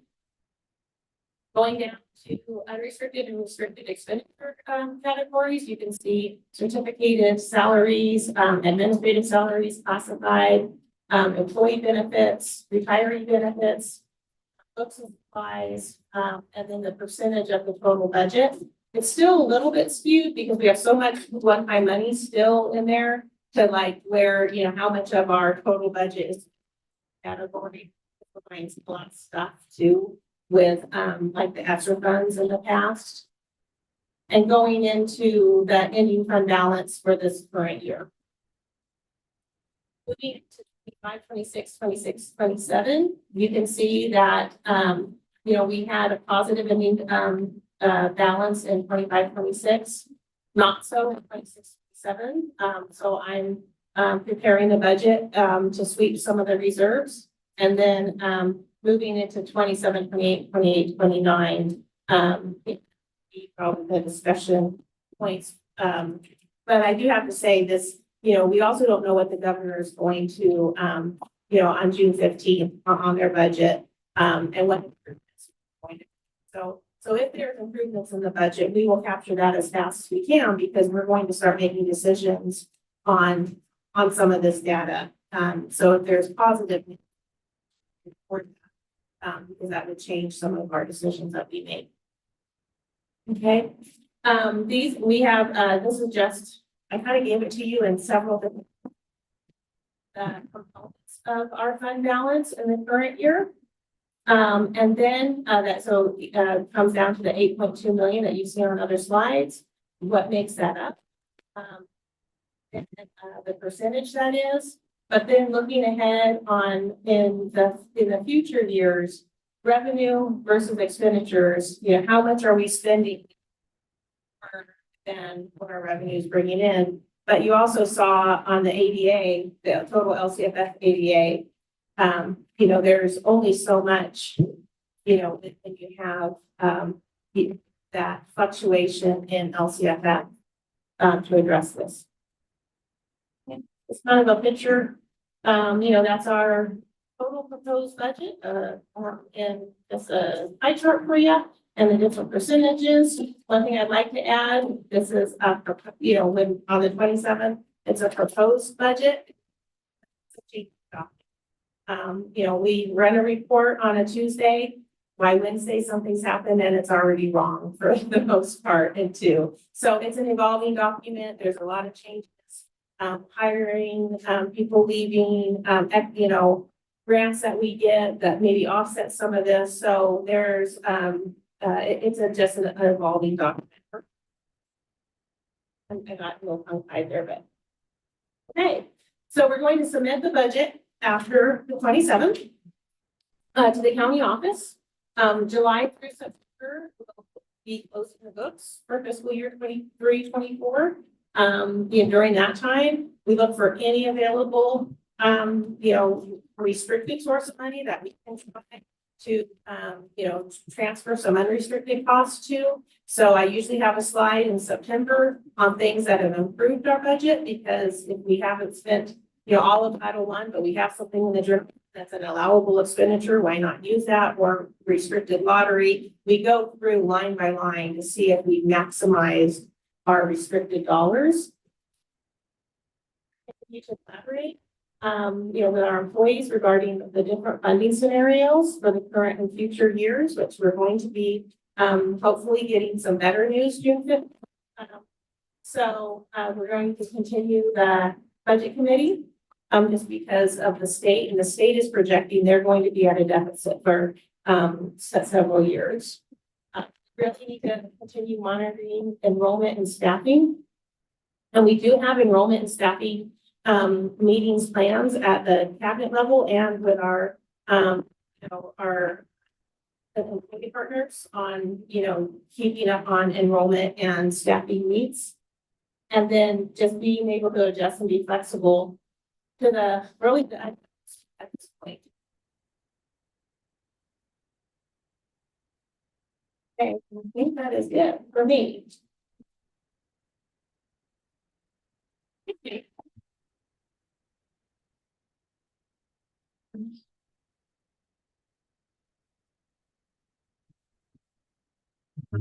We have a request to go over that. I need to get a water if I do, or a throat drop. I got mine still there. I don't want to waste them.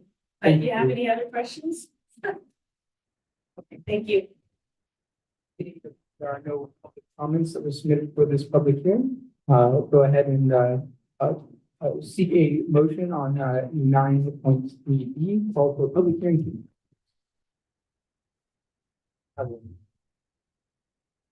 I so move. First, Daniel? Second. Any discussion? Open vote. All in favor? Aye. Any opposed? Motion carries unanimously, 4 votes. The public hearing is hereby closed at 7:15 p.m. On to our next agenda item. 10.0, reports and presentations. 10.1, governing board members. Let's go ahead and start at the end. Do Scott or Will? We'll start with Scott. I'm gonna start. I just want to first say that I miss Cindy tonight. Sad when she's not here. Also, I apologize, I missed some of the graduations. I'm sorry, Mr. Gomes. I should have been there. He's not even listening to me, so. it's okay. But I did attend Rim High graduation. I did an excellent job. I enjoyed the setup and the effort of everybody. And I don't think people really understand the effort that goes into that graduation and so many. You talk about Stephanie Phillips too, what she does. She doesn't get paid to do any of that, but she does it. She does it year after year and she works super hard at it. And she's an asset to that school, as is everybody that helps out with that graduation. So very well done. Thank you. Fortunately, also, the speech was better than the speaker you had last year, so that was great. No, you said that. And I appreciated Brian, recognized everybody on the field, you know, from being in the workforce all the way to even if you had to say USC, but it's fine. But it was great. I said that, so I said it anyways. But it was amazing, those kids' accomplishments, but the accomplishments of everybody that you recognize that, I think was great. So well done. Thank you.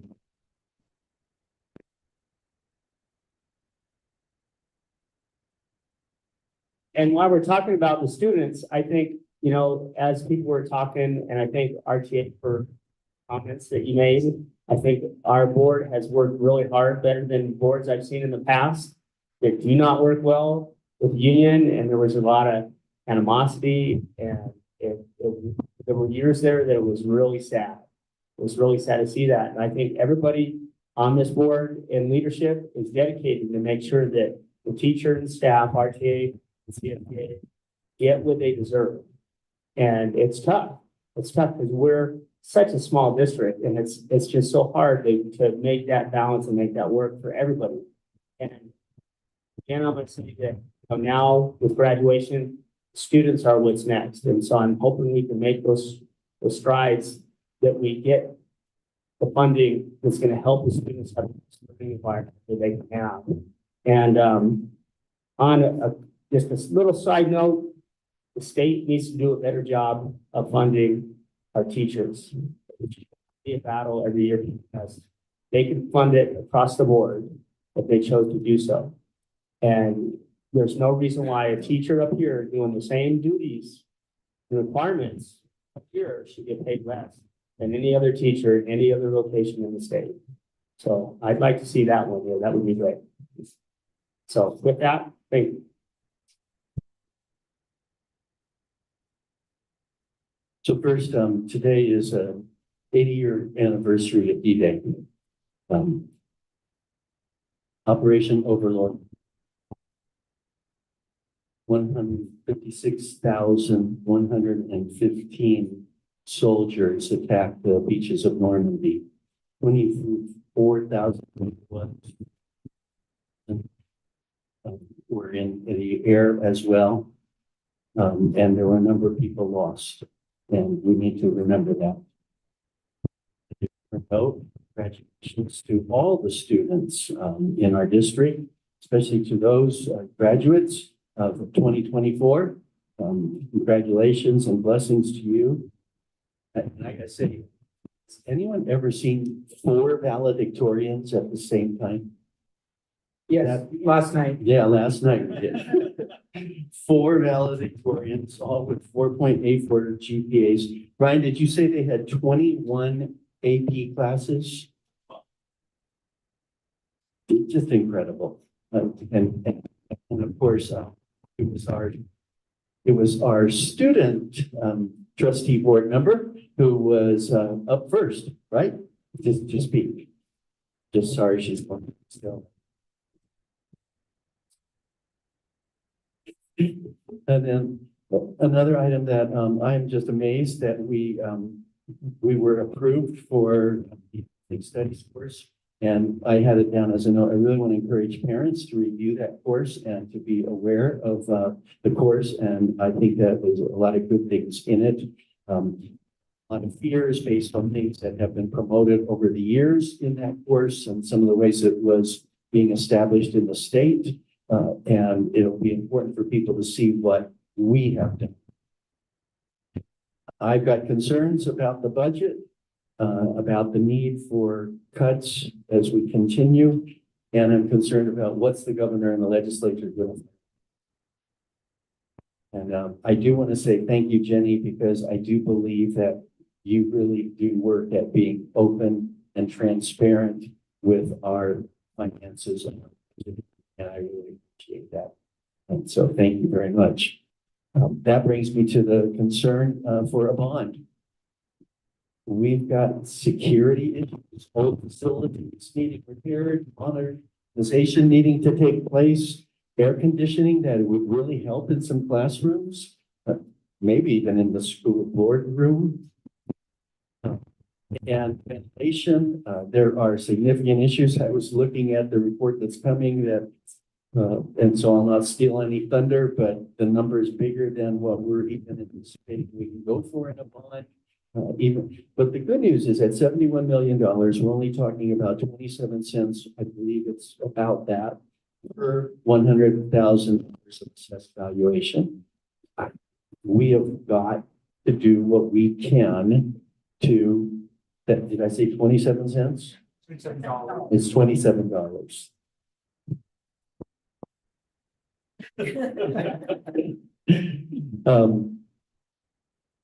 Let's see. I also wanted to just comment about the LCAP, the local control and accountability plan. They're still red.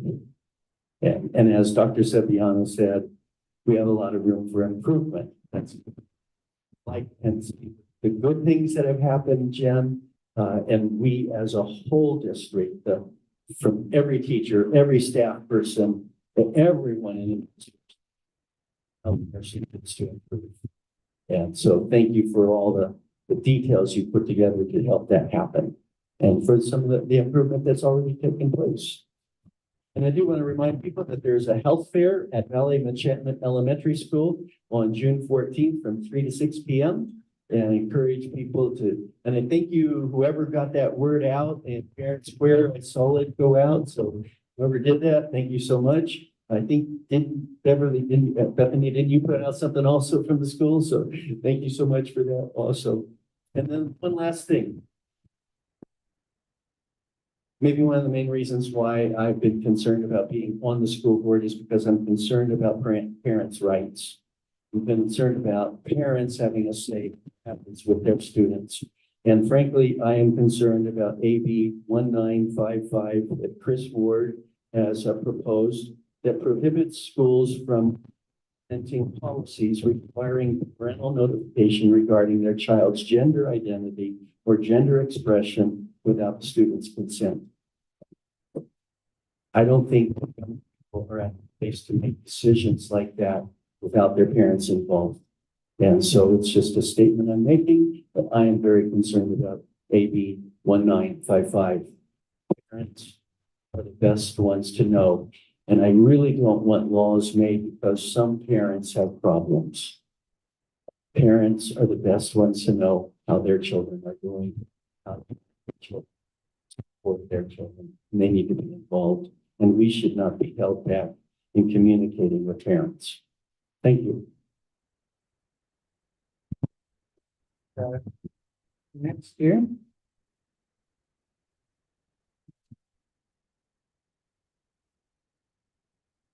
I know we're at the end of the school year and a lot of us are excited at this point and also probably feeling tired from a long school year.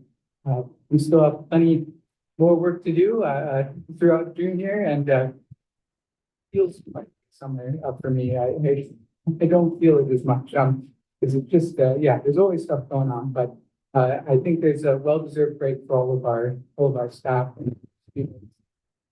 I think I'll keep it there because I know that there's I know we've got other stuff to discuss tonight. So thank you very much. I know you can always reach out to us. I'll be here. I've got time. I'll be happy to chat about whatever's going on at the state level, whatever's going on at district level, about funding, legislation, things you'd like to see next year. I would definitely appreciate the conversation. So thank you. Jen? I'll keep my comments brief as well. Yes, the work continues, but I think there's reason to celebrate this past school year for a job very well done. And I just want to express my gratitude to all staff, all administration. There were a lot of challenges, and we, as every single person, from what I could see, has really risen to the challenge. We have an amazing staff. And I think that there's good reason to give yourself a pat on the back and give yourself a moment to be able to celebrate. So I know the mind of the educator, everybody involved in this. And what needs to be done differently, how can you do it better? And, you got to give yourself a break, and also you got to give yourself a hand, because there is a lot to. I just want to express my personal gratitude to everybody in this room, anybody who might be listening in who's connected to the district. There's a lot to be proud of.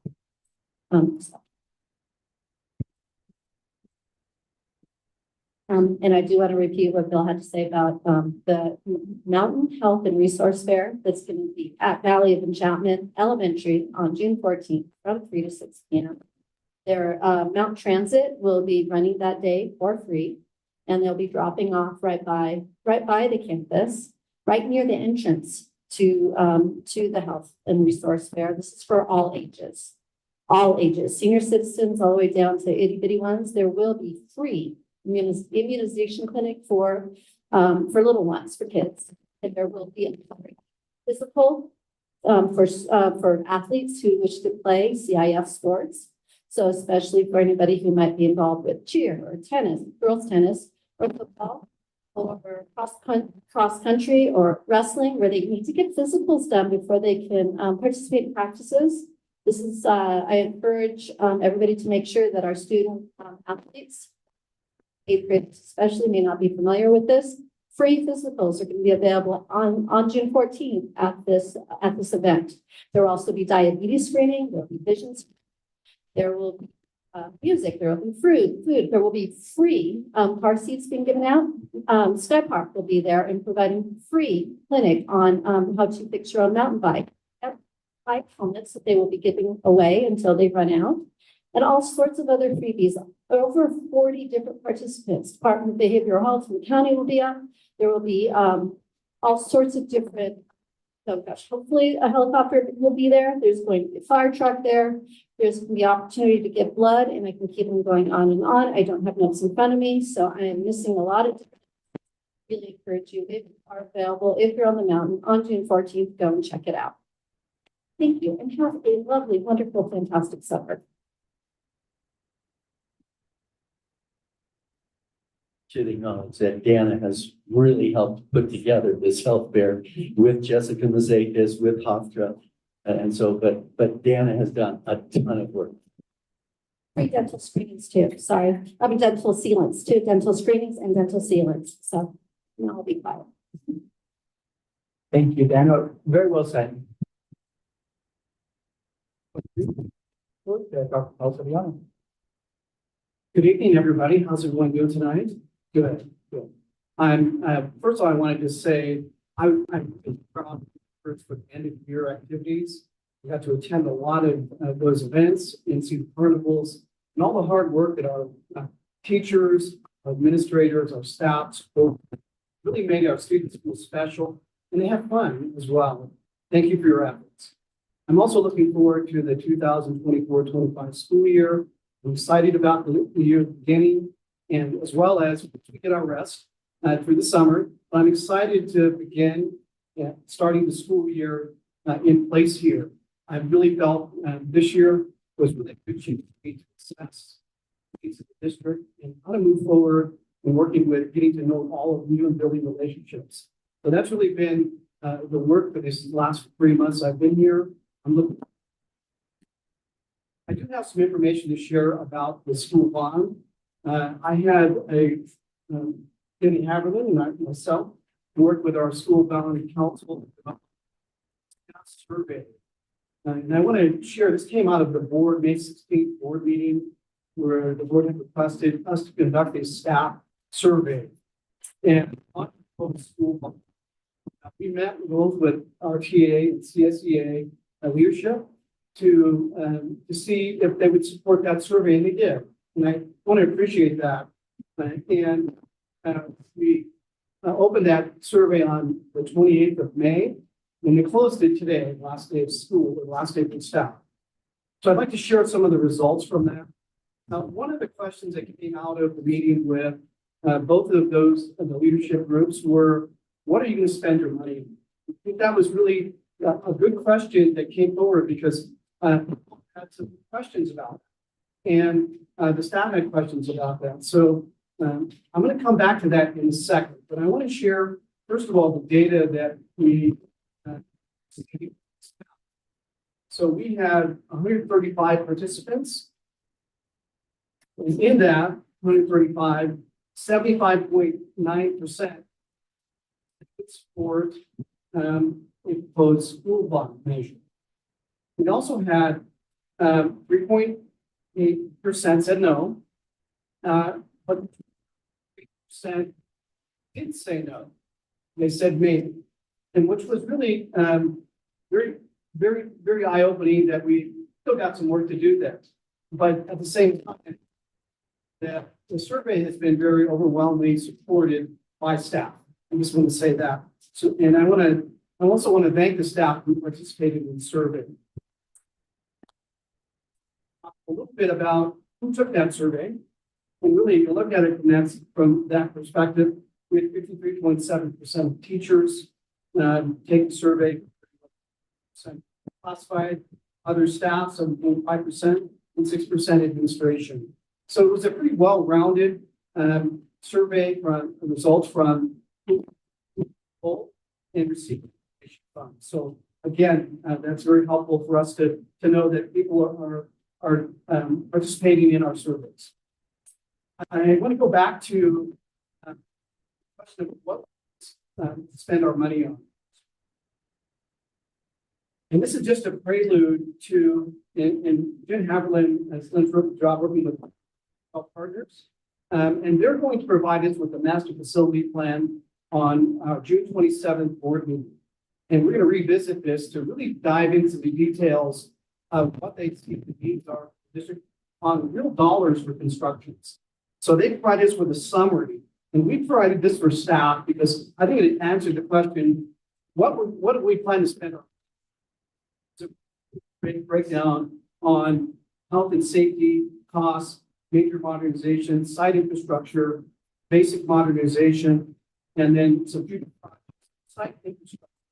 And it was all the things that, and there's more information on this that we'll present it on the 27th, and we don't want to spend too much time on because it will be an open session item for discussion. But really, what did the staff say the needs were? And we have that data as well. We will share that as well on the 27th.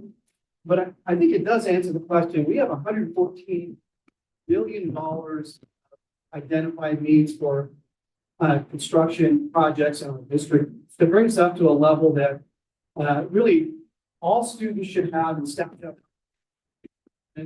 where they have these things that every other school district has. So I want to share with you that we will then at this point bring all of that information for you, detailed plan that will outline each site in terms of that master facility plan, what the needs were identified at those sites.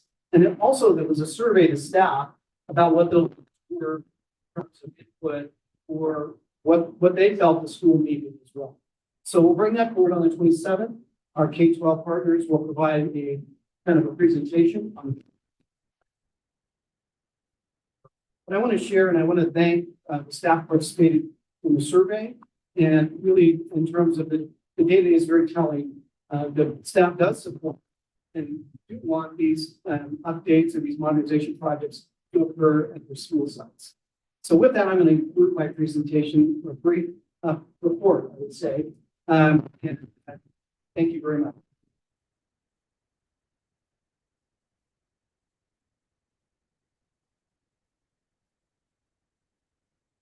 Thank you, Dr. Sevillano. Really excited to see the results of that staff survey. I'm glad we were able to do that for folks. With that, we'll go ahead and move forward to action. 11.1, Superintendent, first reading of the revised board policy, BEs, administrative regulations, ARs, board bylaws, BEs, and exhibits E's used by the administration. Do we have a motion? So moved. No? Second. Discussion? Mr. Hanson, who could probably answer questions about the cell phone, and also Ms. Haverland about the independent study as well, policies.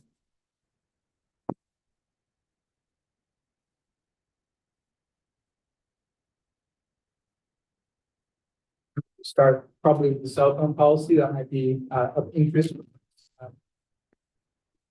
Offer some context or background information first for everyone. Yeah, so good evening. Dr. Saviano's passing out the policy that we developed, and thank you, Ms. Burke, for having a second set of eyes on this as well, for helping out. So our last cell phone policy was, remember the word, in 2019. So this is a revision. This is based on the results from the survey that was passed out, that was sent out to staff. And these questions, but the policy and the steps was based on the results of the cell phone policy, mobile device policy, I should say, that was sent out. And basically breaks it down into 5 different steps, and it tells the why on the policy for during the school hours with cell phones or mobile communication devices during instructional time. And then you have the designated area times and consequences for the violations. And if you go ahead and read through that, there's 5 steps. The first step is a warning, and you can read the information that goes along with the description, should say to the warning. The second step is a temporary compensation for parent notification. You're going to see a comment thread in here, and that is parent participation with a cell phone, mobile device, smartphones, watches, and smart device, parent involvement when it has to deal with the confiscation piece of it. And then the third one is the parent involvement. On the third offense, the school will engage with the students' parents and have them come in and tell them about the importance and emphasize that with a phone call. They have to come and pick it up. And the parent meeting is the step 4. And then step 5 is where we never want to get to, but in school suspension, no further disciplinary actions. So that's basically the policy that we've then Michelle policy for the first reading. So if you have any questions. Thank you. The teacher warning, looking at secondary, it shows that it's going to be logged in areas. So it isn't going to be each teacher having a warning, but a single teacher then would be part of the first level. If it's logged in areas, so then next teacher had experience, so then it would be elevated to step 2. That's correct. Second question is recess, lunch, passing period, times when they're not in class, the phones still must remain off and put away, or? Yes, so the policy states that phones are often being a former high school principal and a high school teacher, that's where the majority of the mishaps could happen with cell phones. Passing periods and during lunch times and free periods along those lines. Thank you. Welcome.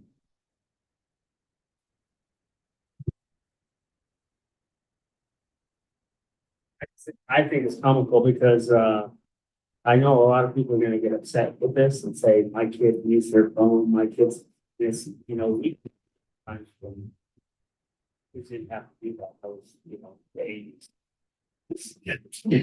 Like, prepare it, take care of your business, get it done. Yeah. And I think they one of the main things that we talked about in cabinet when developing the policy for the first reading is how are we going to communicate this out to the parents? I think it's very important that we get the input. This is not an end all be all. This is a 3-year potential 2 to 3 year 4-year policymaker, based on the foundation of side, because with something that where you walk through anywhere, the phones are attached to everybody. So it's very important that students understand the why and have the parents understand the why. And if they need to get a hold of their children, they can always call the office and we will get that message to them. We went to school. I suppose, just realize the e-hall pass, that will be rethinking secondary in terms of. Yeah, Also, hall pass. we spoke with Mr. Williamson and Mr. Gomes about how would this cell phone policy affect the e-hall pass, and they assured us that it would be adjustments to the e-hall pass, to where security could have an iPad or something like that. I think they may even have an iPad. I'm not quite sure, but, they do. So they do. So there'll be adjustments to the e-hall pass at secondary level. Well, you started answering the first question I had is how are you going to roll this out with the parents? And the second, buy-in. I don't know if you're gonna get buy-in with all the staff, but from the survey, Dr. Mellinger, I think the big thing is as long as there's consistency. I think that's what our staff is looking for at Remember the World Unified, is the consistency based on the board policy. They have something to go back to. And I think that's the system. Now, how we enforce the policy, that's going to be up to the site administrators and the teachers inside of the classrooms on how to do the board policy to its true fidelity. How are we going to roll it out to parents is having parent input, having parent meetings, going into next year, surveying parents and the students to get their input on how we go forward, building an additional plans to our board policy.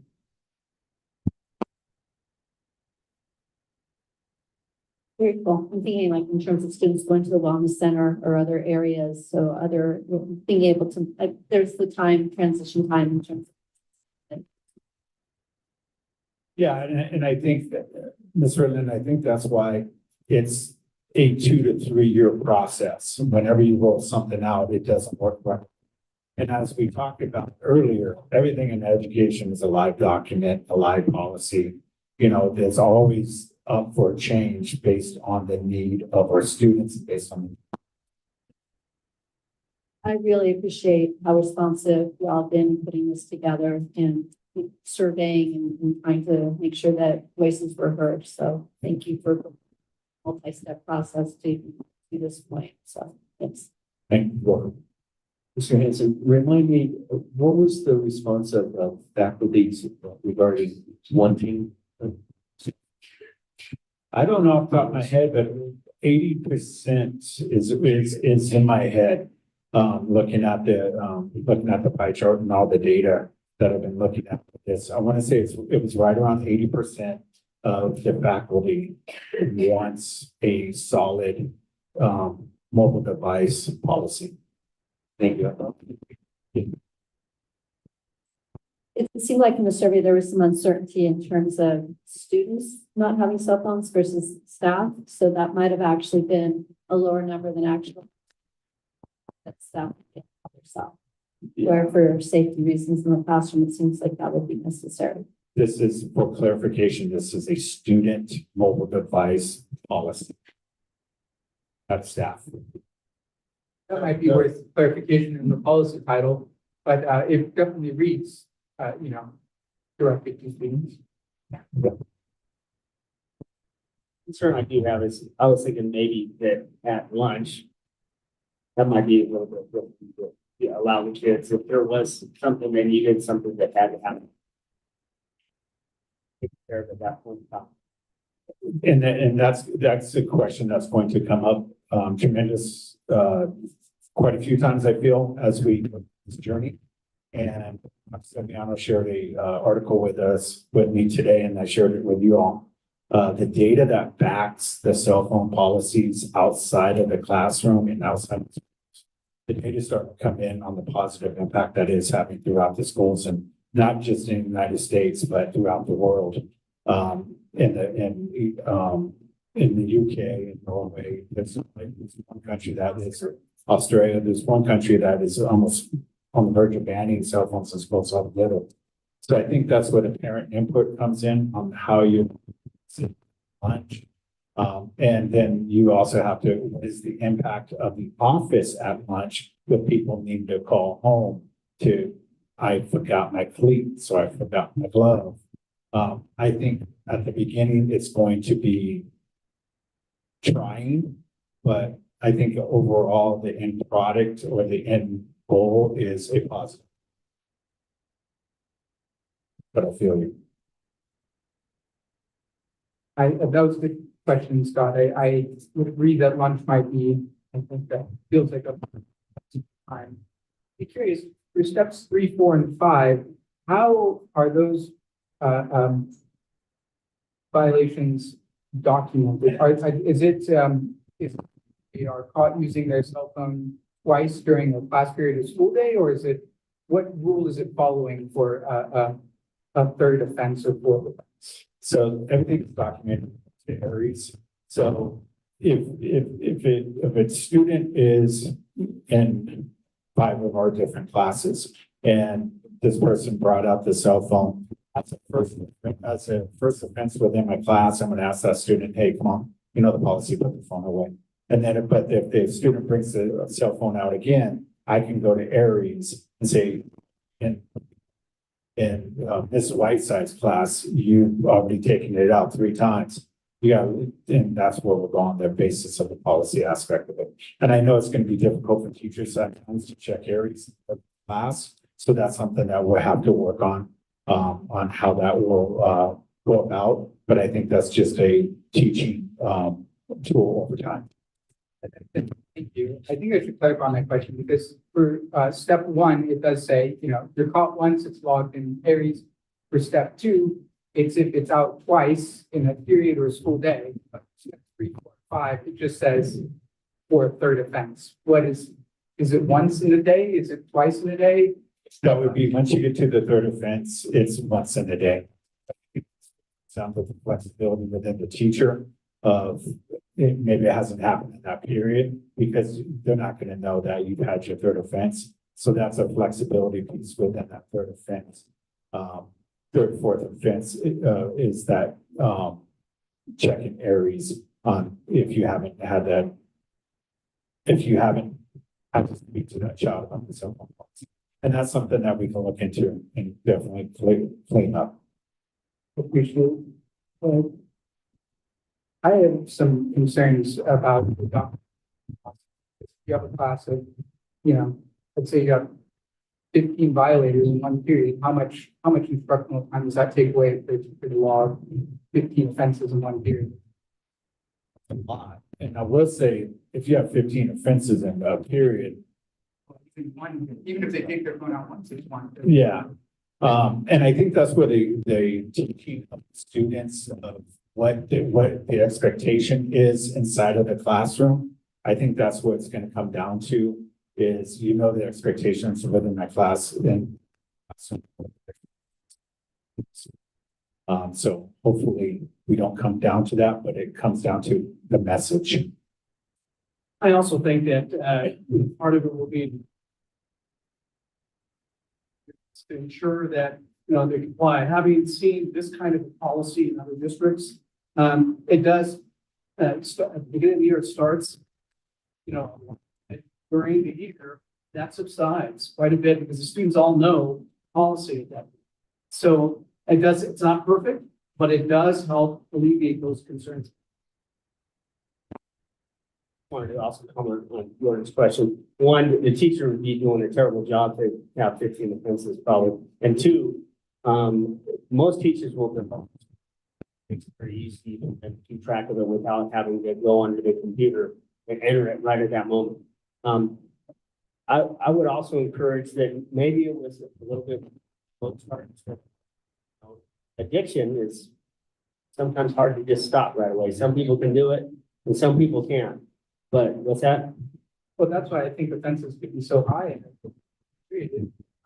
What? That's in the victim of this, huh? Exactly, and that's why I was thinking maybe at first it could be, cell phones only out during the breaks in between classes, and then maybe the year it's like that nutrition and lunch, so you have that 2 period time in between, and then maybe the next year it's only at lunch, things like that. So if it's more of a soft instead of some people are really good stopping right away, and other people have a really hard time. And the data that, from the article is, a lot of districts are dealing with this because there wasn't really an issue pre-COVID. But when the students came back after COVID, they were isolated for so long that students adjusted to being away from the cell phones or being away from tablets along those lines. And I really think, in one of the survey answers was that NPH has a pretty strong cell phone policy. So I think, and we talked to Dr. Silviano, I spoke a bit about our cell phone policy, is where do you start it out at the, transition, say like for the bags and stuff like that, that's our, where do we start it out at? And to me, when I think of a cell phone policy, do we think of elementary? Yeah, we do, but we're thinking of the secondary, the primary, where we're going to see this policy really take effect. So I think teaching our students that are at MPH 6 transitioning to the high school with a policy, that's something that we spoke about as of today. I would also imagine, like what you're saying, that similar to a tardy policy, once things start being enforced, there's that mental health issue in terms of students needing that as a crutch, but there's also a mental health issue with social media and the like, and the socio-emotional health associated with the constant use of the phone or having that as a nervous habit. So I suspect rather than it being a year at a time, it might be a week or 2 or 3 of transition of being able to really get it into practice as long as there's consistent behavior. And considering the damage that the phones are doing, it's probably worthwhile to try and fast track it as much as possible. I definitely think it's worth it. It's definitely worth the fight, but I'm concerned about the consequences should hit the prime as well. And the fortunate thing about this, Mr. Kraft, is a lot of districts have gone down this road already. So we're going to be reaching out to those districts that have gone through this, I've been given resources to reach out to, and we'll visit. This is a policy that will be growing as we go along, or changing, I should say, growing something. But changing as we go along to suit the needs as we spoke about. And we'll be reaching out to other districts to, hey, what worked, what didn't work. One of the real quick, the last thing I'll say, this superintendent of one of the districts up north said the one biggest regret that I have is I didn't ask the students their input. So it's very important we ask our students their input. I would agree. Well, I would also be curious, these are hundreds of dollars to $1,000 devices. What logistics are we for to securely and safely store those in district offices and to make sure that we have the space? If they're, especially during the beginning, I think there's going to be a lot of, phones need to be stored.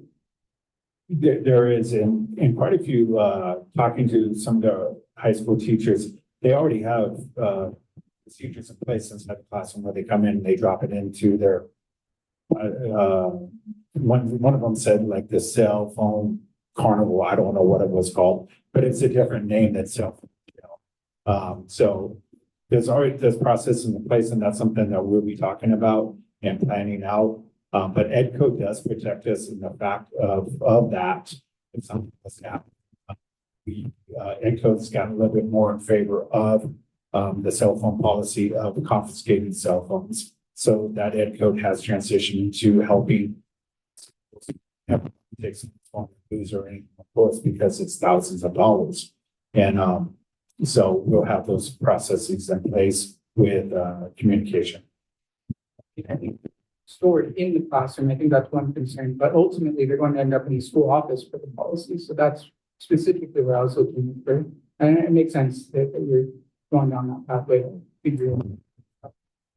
I just wanted to comment, I had a friend that they had a policy and my friend, had one of those shoe racks and they were numbered. And as the kids dropped their, they could visually see who was there and who wasn't there. That was how it took rolling. If you didn't have a cell phone, you had something else that you put in there to show that you were there. So there's ways to get it done, but I'm just also, just more concerned about how we implement it and how we go about it. But thank you for all your hard work. Thank you. Sorry. To clarify, this policy does not allow for flexibility in the individual classroom. So if a teacher wanted students to take their phone out for whatever reason, this policy would not allow for that. Yes, it does. Okay. And also, one of the things,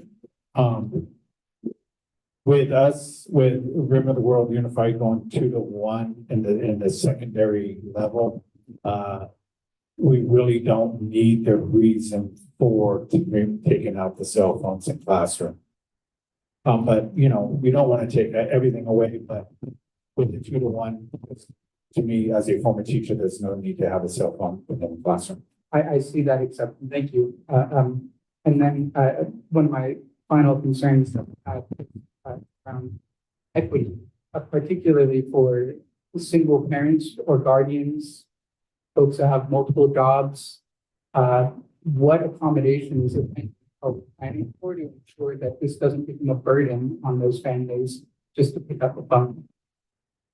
But I think we'll take those cases case by case of that, especially if you're working off and out, 7, your child has to, but there has to come some accountability to the parent, to especially on the 4th offense, to where, okay, I have to come in, has to have a conversation with the child about it, but we never want to put a child in harm's way, but we also, by the 4th offense, need a parent to do some form of speaking to the child with responsibility. I do believe also in some of these schools that have done that, each student is assigned their school email. Email the students and have access to that. Is that correct? That would be a Mark question. That's about my favorite. I know a teacher down in San Diego that students have their own individual emails through the school district. And I think they said that the parents had access and only email the students. Parents emails. So there's another one. I really appreciate all of the work that's gone into it. I really see it, and I've heard a lot of the feedback. I share a lot of Scott's concerns around implementation, and I would say the consequences of this policy. But I really appreciate the work that's gone into it, and I also really appreciate that right in it says that we'll review it annually. I know that we'll also review it as issues cropping up that need to be addressed. So, thank you.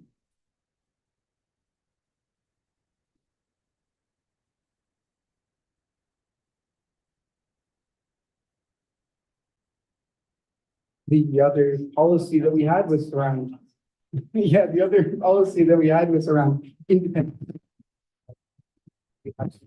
Around that policy that we wanted to discuss this evening, administration prepared. Yes, I think Ms. Haberlin went through a process, and I would like her to kind of. Absolutely.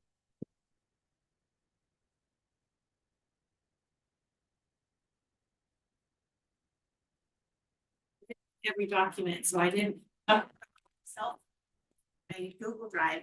So, but I'm not watching Netflix, I promise. So, okay, so we do have updated board policy process, and it was definitely between Shannon, Jen, and I. We've had multiple meetings.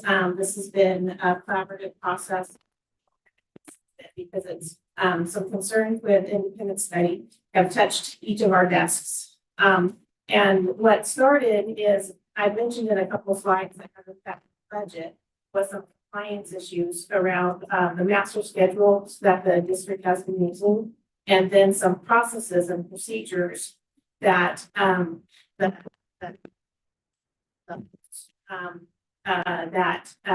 you know, became some compliance issues that impacted our funding. So that was the real trigger that got probably my conversations with our attorneys, to be honest, because it was involving the money side of it, not necessarily for the site leadership side of it, or the clerical side with the master agreements or the documentation that we needed.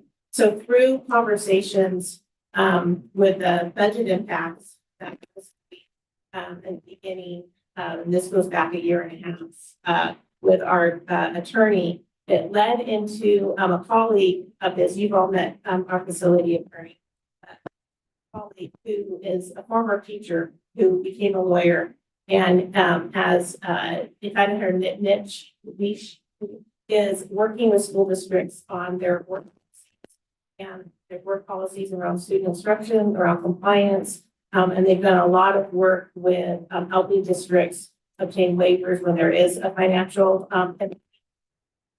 So Trevin introduced us to a colleague of his who has reviewed our the master agreement that we were using at the time.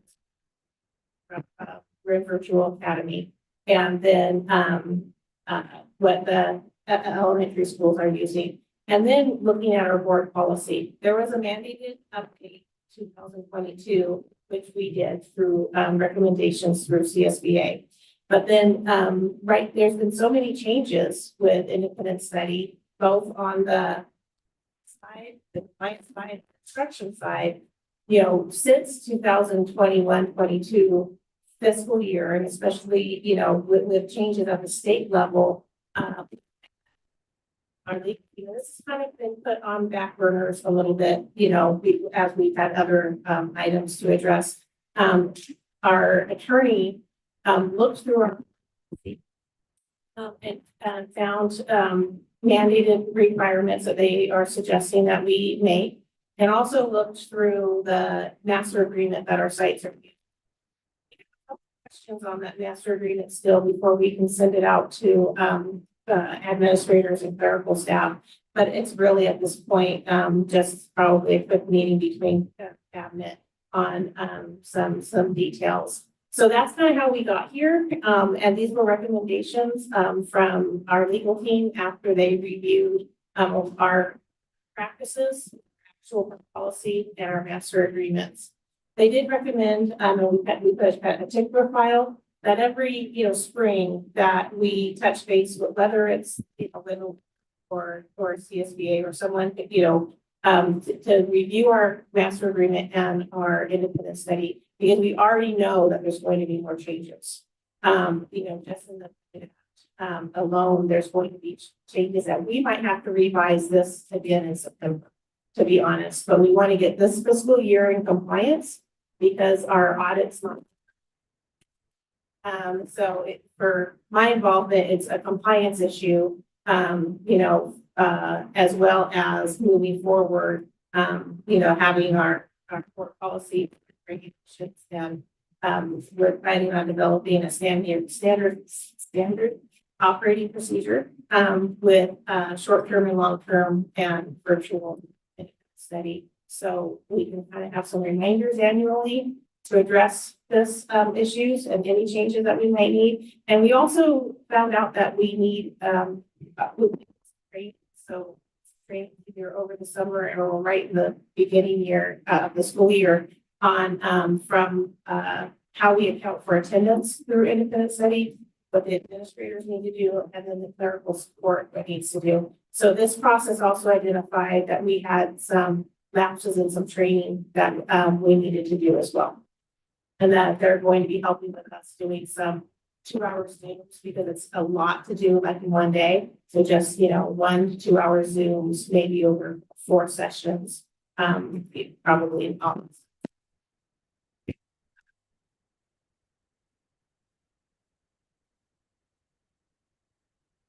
Have one question just in terms of independent study and hospital, those are separate? Okay.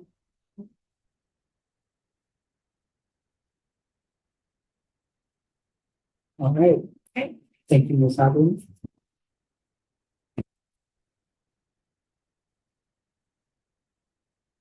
And let's thank Mr. Hanson again for sitting in that seat and handling all those questions with aplomb. A little more positive. The kids have their own emails and they're reaching out to schools, and getting emails back. It's gonna be a lot nicer than, eagle-eyed cowboy. It's when they have an official school email, that'll be great. Sure. You should see some emails. Yeah. No, it's Moving forward, any other discussion on 11.1 here? With that, I'll go ahead and vote. All in favor? Aye. Any opposed? Motion carries unanimously 4-0. 11.2, educational services, approval of the Proposition 28 Arts and Music Grant for Charles Kaufman, Lake Arrowhead, and Valley of Encampment Elementary Schools, Rin Virtual Academy, Mary Putnam Hank Intermediate, Green High School, and Mountain High School for the 2024-2025 school year. Fiscal impact $47,69. Budget source Proposition 98. Proposition 28. Excuse me. Do we have a motion? So moved. Anna? Second. I'll turn it on over to you. All right, good evening. Okay, so just plans. Wanted to go over what the requirements are associated with that, as well as the process and information that we've done so far. And then answering questions that you might have around the in schools funding, Prop 28, that overview. That's a funding guarantee and an accountability act. It's part of the California Education Code. It's essentially to provide a minimum source of funding to supplement arts education programs for pupils attending PK through 12, so public and charter schools. So as we look at that, what is it defined, right? What is the spirit of the education code and how are we going to put this into place? So the arts education program does include, but is not limited to, instruction and training supplies, materials for instruction in dance, media arts, music, theater, and visual arts, including folk art, painting, sculpture, photography, and craft arts, creative expressions, including graphic arts and design, computer coding animation, music composition and ensembles, and script writing, costume design, film, and video. If you go on the CD's website, which is on some of the slides, there is a great FAQ for arts and music. But what you will also see is that they're still working on some of the accountability side. So Lyle and I attended a past step in November, and even at that time, a good 3-hour training session on what they did have established based on the code versus what had not been decided. So a lot to come. And also, I essentially sign ed services, myself and others, up for the arts and music trainings as they come. There's another webinar to see the updates and changes. So the distinct piece with Proposition 28 is that these are site plans with district oversight. Really important that the collaboration happens at the site level to determine how they want to expand arts and music education. Principals give that first and that final approval for their site plans. District oversight does ensure that there is equity involved in access. And then we have an LEA expenditure plan that must have board approval. The LEA expenditure will be reviewed again in October, and because we just got our first apportionment in February of 2024. So we do have 3 years to not spent is returned. So the LEA coordination and guidance for the expenditure plans, programs must be under the supervision of a certified employee and receive instructional credit time. And so essentially what they say with the audit is you're supposed to expand student-based time to arts and education. Reallocation across sites is not what the spirit of the funding is for. So when you see some of the plans and you see co-funding, that's different than saying, hey, this school is going to give the money to that school. That's not allowable with Prop 28. But they can co-fund programs, sections, if you will, class sections, as a team, and so that we can expand access. So RVA students taking classes on at RIM or at MPH or at the elementaries, that funding will be able in the instruction is. So instead of saying reallocate, and I kept telling us that, right? Because it's like the difference between a commingling or co-funding, right? It's looking at access. So what you see in the plans is that RDA has access K-12 to the plans of the home sites. So as the elementary plan goes into place with the collaboration with the three, RDA has access to the home site in their neighborhood. Same with MPH, and then the same with both Mountain High School and RVA for RIM time. And so it's essentially a co-funding those sections of programs that are added on. So the expenditure reports, types of arts education programs that are funded, the number of school sites provided, this number of FTEs. This is essentially what they're looking for to see the audit. So step one, essentially, student service, obviously, step one started with current capacity. So in terms of process, we've had several trainings on this. Like I said, at services, Mrs. Blyle and I went to a training in November. We had campuses that came with me on a snow day down to SBCSS in Rancho.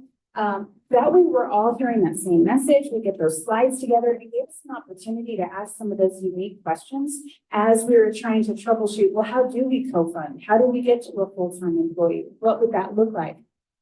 So as we're looking at the restrictions of the spending, 80% must be spent on staffing. The other 20% is broken up between 1% for admin costs and 19% for instructional supplies. Your 80% can go higher than 80, so you can dip into that 19% of the 20 for staffing, but you can't go below 80% in terms of the staffing per site. So at that, there's a lot of considerations involved. You're looking at the equipment, right? How are you growing and sustaining a program? What does the staffing look like? What is the standards-based approach? How are we going to schedule it? It's a puzzle piece, whether it's an itinerant going to multiple elementary schools, as you see in the plans, or creatively working on your secondary master's to make sure you put those sections in places where Mountain and RVA could access them more accessibly, if that makes sense. So historically, we have programs in our district where, let's say you have a student who is an RVA student, but they would like to take one period of an elective. They can do 5 periods RVA and do a period at MPH or let's say RIM High through that concurrent program, as long as their home site is at least 4 periods. So what does that journey look like as a you've got your CASPET training, you've got the other trainings that occurred. It's like some of the roadmap disappeared on there. It's on mine. I think it's on your copy too. It is. So CASPET, the SBCSS training where our teachers did join me again on a snow day. Monthly SBCSS updates. The webinars that we registered for. Keeping our site administrators updated as well as they're working and collaborating. We've met several times, and thank you to MPH for to do some of that collaboration as a team. Okay. And then monthly meetings as well. I do meet aside from Prop 28 on basis. And we have done some check-ins on Prop 28 along the way. Oh, there they are. Okay. So in terms of the site planning, there's PD and training. And then number 2 is the Google form to establish current capacity. So I've got to thank, Mrs. Stebbing. She was at the training at SBCSS, and we were looking at the requirements for identifying what you have in current capacity. Meaning what is offered in 23-24, because this funding should not supplant what already exists, but should supplement that we are expanding again offerings to our students. So as we're looking at some of the CDE recommendations for how you identify current capacity, she was typing in and making that Google form. So huge thank you to that collaboration and working together. Because then we use that Google form to send out to our principals so that they could identify what do I currently have. And so the collaboration on the school sites happened, and I'll show you a slide that kind of gives you a view of what that Google form looked like. But then we jumped into master schedule development, which is a puzzle piece. Whether it's the itinerant schedule or the master schedule at MPH or Rim High, putting that together carefully and then collaborating with the teams. So we just had a meeting with Mountain High School and Rim High to talk about how we can expand arts and music education to Mountain High School and where we would place the section in the day at Rim High so that our Mountain High School students would have an opportunity to go over to the high school. And so again, this is starting to open up more doors, right? Because as we're looking at like Mountain High School, for example, their electives are primarily on Edgenuity. So this gives them a hands-on in-person opportunity that Mountain High School students could take advantage of. And then of course, number 5, their Prop 28 AMS implementation in 24-25. As you can tell, based on the collaboration and the time needed, this isn't something that happens overnight. It's something that takes a lot of collaboration. It took getting those Google forms back and documentation of what we currently have in 23-24, and now what do we need? And so looking at that and being able to identify, so you can see these are just some screenshots that Google forms was submitted for one of the sites. It specifically listed all of the sections under arts and music and identifying, do we have this on site? Do we not have this on site yet? Let's sort of serve what students currently have access to which programs. Because then when you go to collaborate, you have a base for, okay, what do we want to grow and expand upon? So looking at the budgets, essentially I grabbed this chart to show you the 80-20. What were we working with in terms of our minimum for 80% and what we could jump into 20% for that budget. And then as you look at the plans, you can see how we funded the plans in that collaboration with each site. So for 80% minimum, CHE, LAE, and VOE combine their 80% minimum to add 1 certificated FTE with that staffing budget. MPH and RVA supporting the sections at MPH. We have the MPH 80% and the RVA 80% to get your total staffing budget there. And then Rim High and MHS co-funding so that MHS students could have access to sections that exist at Rim High.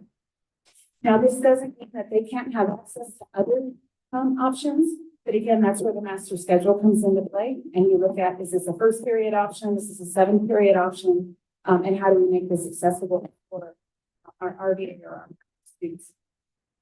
So district-wide, 80% comes down to about $376,125.19. But this is a preliminary plan. You look to that top one in terms of staffing budget, we typically say 1 FTE averages about 153, 154, 4,000. And so we don't know in terms of applications who may be interested in the positions that we have available. So we have recently flown the full FTE, and we flew that, if you've seen EdJoin, to include multiple credentials, because again, we want to expand as best we can, the opportunities and possibilities. At each of the levels, if you will. Current capacity for LAE, CHE, and VOE, they have currently had a 0.4 certificated itinerant teacher who rotates through CHE, LAE, and VOE. And if you look at a 0.4, typically at the secondary level, one section, we call it a 0.2. and one section is usually about an hour. So if you equate that, the elementary level, you're looking at a 0.4 is 2 hours, right? And so that's fourth and fifth grade music that our itinerant is going through our elementary. Music is offered as a standalone class. It's visual. Visual arts are integrated into the school day. And dance, music, vocal, theater, arts, or CTE are not currently offered at the elementary. And that current capacity, again, is fourth and fifth grade only. For RBA, their current capacity is Edgenuity through that elective course. And then, of course, for each level, you'll see the grade span. So what is the plan you see in front of you for Prop 28 entries? So to increase visual and performing arts opportunities for students at our elementaries and RBA in grades TK through fifth, they proposed a plan to hire a full-time backup teacher. Now remember, visual and performing arts, that could include multiple types of art. We wanted, again, as we're flying the positions, to offer as many opportunities based on patients and the capacity. So, what this will look like.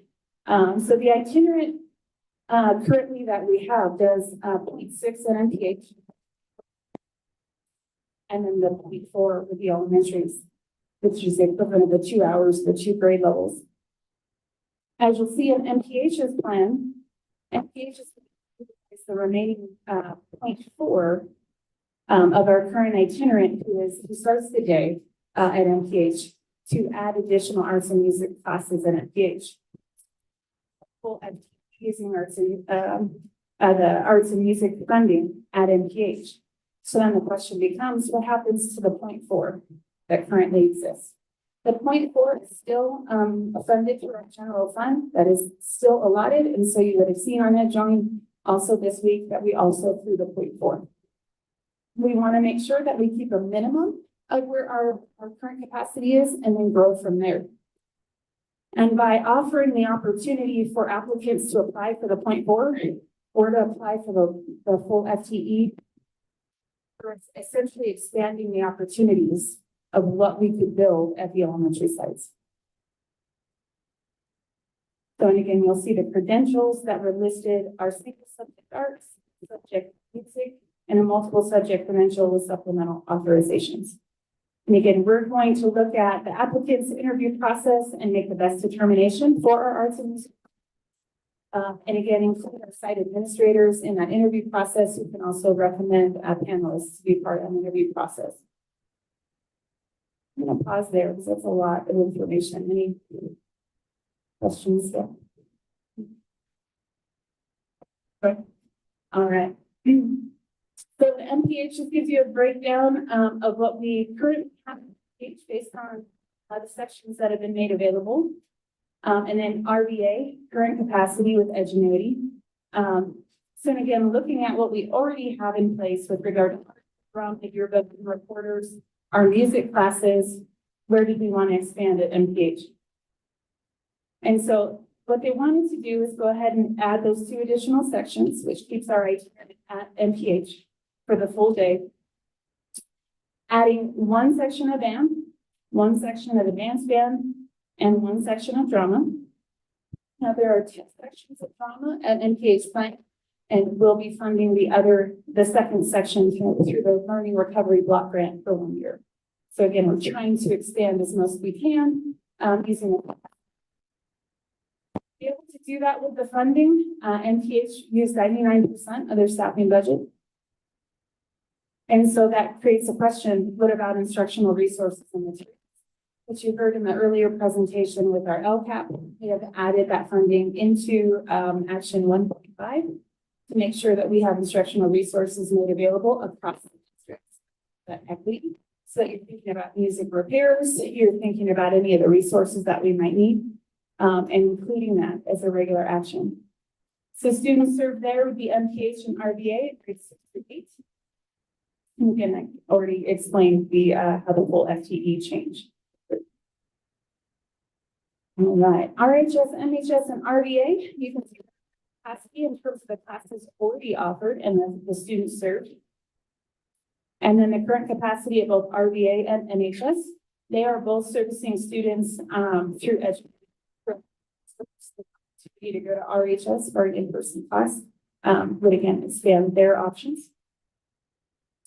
And so what did the high school look at, adding with? They're looking at arts and materials methods class, advanced stage, technical stage, and ceramics.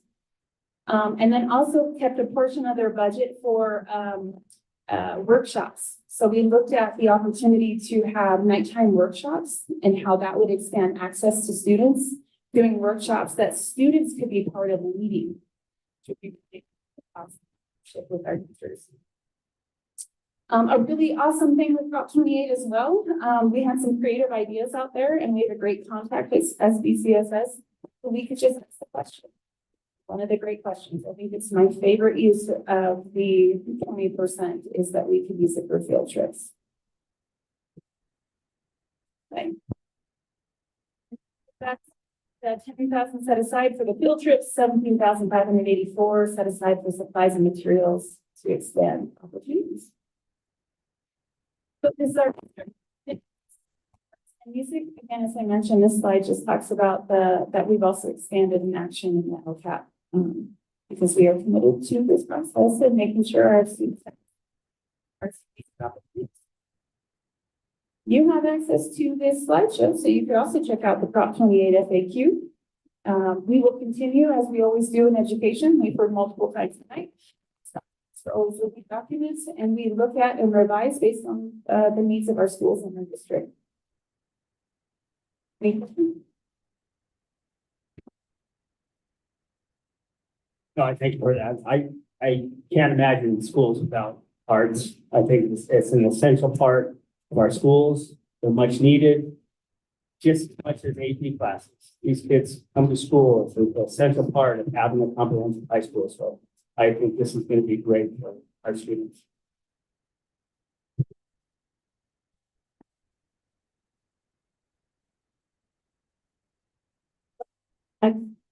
Jen. Yeah. Sorry, this is fantastic. The question I have is, actually last week's enrollment for music appreciation at MPH, and there was just 12 students. And the plan is that, are we course, since we aren't able to like have less offerings, or would it be possible to offer a different course if there isn't student interest in it? Or is there just student last year, they're going to make this next year? So 12 is low. So that is a really great question and something we've grappled with across the district is, so you have the same number of, right? The number of students didn't change, but you're creating more electives, right? So you're naturally going to have lower class sizes because you have more electives through additional funding, right? And so as you're looking at, like our pathways, for example, as we're looking at music, choir, drama, art, and how we build those pathways, I think that what we'll see is that those are going to grow time as well. But also because we're expanding electives beyond what we've normally staff with Prop 28 funding, separate from how we normally staff our master schedules, those lower class sizes. But again, an opportunity for expansion over time. Because essentially you know, your class size didn't change even though you added more. Is there student interest in music appreciation? I think that our school sites would probably be the best, because they have the elective registrations. And I know both of our secondary schools do a great job soliciting that in the spring. Any insights, Mr. Goins or Mr. Williamson?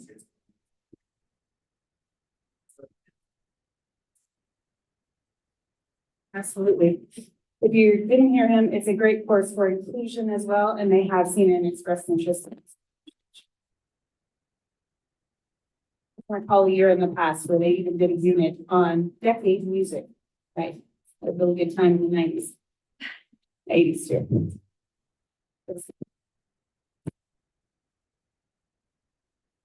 Jen, just. Yeah. Help me understand exactly how it's going to work for MPH and RDA. You're adding a drama, but who's teaching drama in? So we have two drama classes currently that were paid for out of restricted funds. That was not part of our base. So it wasn't included in PH's building of their master schedule. That's a great question. And we have to actually demonstrate that for the audit. So we have documentation already to demonstrate that. We had wanted to expand that page, but we know it was a one-year thing. And then we had to look at how can we maintain this. So one of those sections is staying with the Learning Recovery Block Grant for another year, and the other section is without. And we're strategically placing classes at first period to support RBA being able to come in at the beginning of the day when most electives are off. That's the puzzle pieces of master schedule. And when that happens, parents are bringing the students to MPH. Right, and so like we've done in the past with concurrent programs, there's a presentation component that we have to share with our parents. And so oftentimes putting that at the beginning of the day or the end of the day means that we can help them out with at least one side of that. But with our understanding that they will have to get drop off or they pick up if it's first or last period.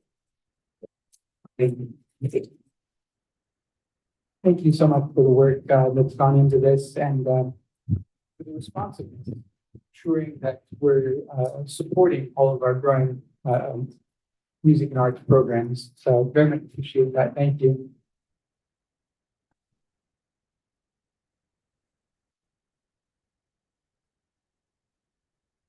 Any further discussion here amongst the board? Go ahead and call for the vote. All in favor? Aye. Aye. Opposed? Carried unanimously for. Moving on to 11.3 business services, approval of resolution number 23/24-19, the California Schools Healthy Air Grant, fiscal impact $522,786.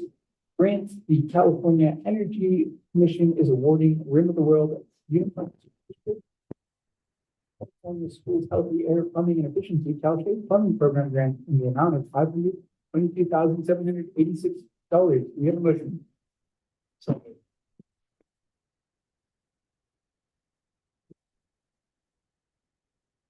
Thank you very much. Discussion. Virginia was interested on the resolution. It says that it's a plumbing work, but it's not disrupting the ground in any way. I was curious about the logic or how. Fixtures. Oh. So this is not for the pipes that lead to the urinal or the toilet. But it could. Toilets, but it can't do the plumbing that feeds the water or the drain for those fixtures. It can be handles, and things like that for the actual fixture itself. But it doesn't help our pipes that need to be replaced. Thank you. Yes, and Jenny, are we doing any of these without water? Like urinals without water? Not at this time. We have to get Jim involved in that question, and we do have a meeting scheduled. Because we with some help from the CSBA partner, Life Wings, you know, they helped us apply for the grants. Okay. So we need to work through our contract with this vendor, bring that to the 27th board meeting. You'll have our lawyer that kind of that.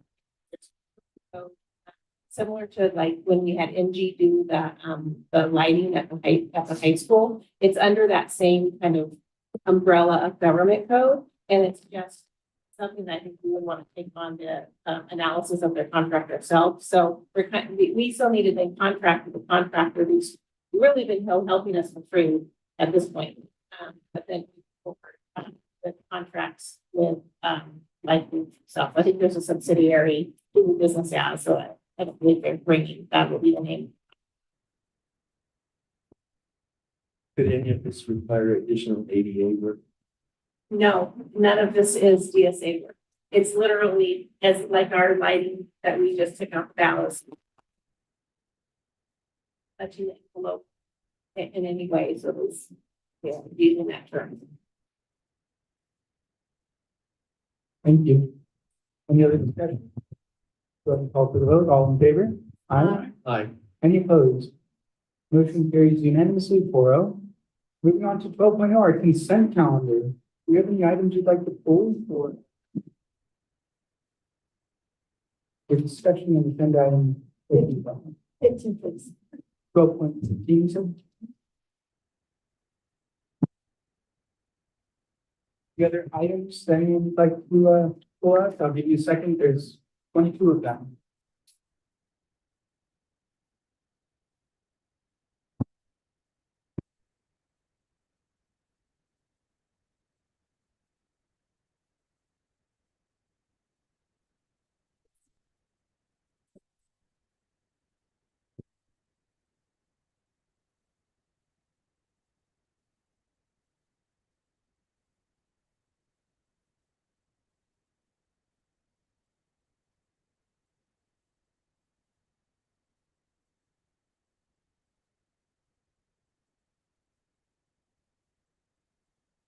Right.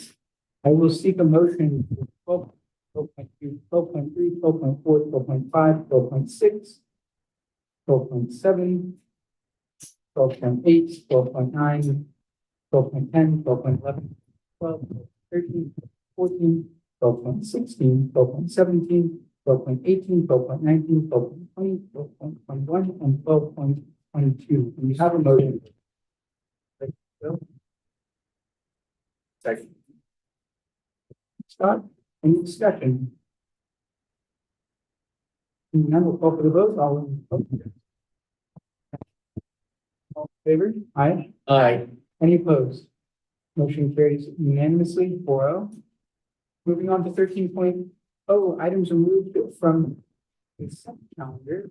12.15 was pulled.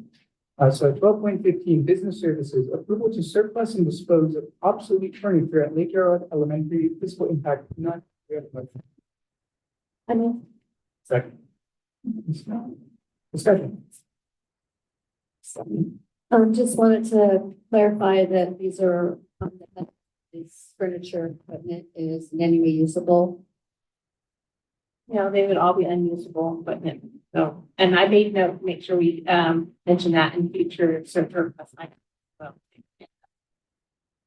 Fantastic. And then, so side question, is there furniture still over at Grandview that may possibly? Or is that all surplus that will be looking at? no, future? actually at Grandview, kind of based on some conversations we've had, and at the direction of a good idea. We've gone and we've taken pictures of everything that's kind of left in Grandview. And I have those. So we have room by room photos taken. And then what we'll do is we'll put that in and then communicate that out. We just haven't, and it's in the shirt right now. People can probably find it, but you know, then we'll communicate that and the process. I will also market Grandview for sale. So, yeah, it'll lead into other questions on do we get C trains for furniture that we don't want to scrap? Versus, you know, kind of running out of room, especially if we utilize more space here. So maybe the time is of the essence for the furniture that we have at Grandview. I'm trying to segue into something that isn't actually part of what this item is. So that is all of that item, all of the furniture at Grandview has been surplus. Oh, It's been board approved surplus. But we have normally surplus that, so it could be, you know, we've gone through many years at Grandview trying to even give some of the stuff away for those of you. To tour Grandview, to churches, to preschools, to other agencies. So all of the materials at Grandview right now have been board approved surplus items. Doesn't mean you can't still use. Scrap and sold or given away as well too. so if any staff might be interested in looking at that shared drive, there'll be information before. Yeah, I mean, at this point, we probably need to have that people organize it and get some processes out, and then, you know, for you know, maybe mid to late summer, getting that word out. Thank you. Well, I'm going to redirect this back to our agenda item 12.15 here, if you don't mind. Any other discussion there? Seeing none, let's go ahead and call for the vote. All in favor? Aye. Any opposed? Motion carries unanimously 4-0. Moving on to 14.0 governance team future agenda items planning. Items for future meetings. Do we have any requests outside of what we have on our regular governance calendar? I will just we have a few Senate bills that we might be interested in looking at and discussing at the next legislative during the next report at the next board meeting. So I can expect some background information from Dr. Saviano on the Friday update. But outside of that, move on to 15.0. Future meeting dates, board retreat, June 21st, 2024 at 9:00 a.m. At the district office, 24740 San Maria Lake, Esline, California, 92325. We have a regular board meeting on June 27th of 2024 at 5:30 p.m. Here. Yes. Regular board meeting, August 15th, 2024 at 5:30 p.m. Again, same address, here at the district office. Moving on to 16.0 recess for closed session. Moving on to 17.0 adjournment, 17.1 the meeting. Do we have a motion? Scott, first. Second. Bill. Discussion. Aye. Good discussion. Calling for the votes, all in favor? Aye. Aye. Any opposed? Motion carries 4-0. The board, the meeting was adjourned at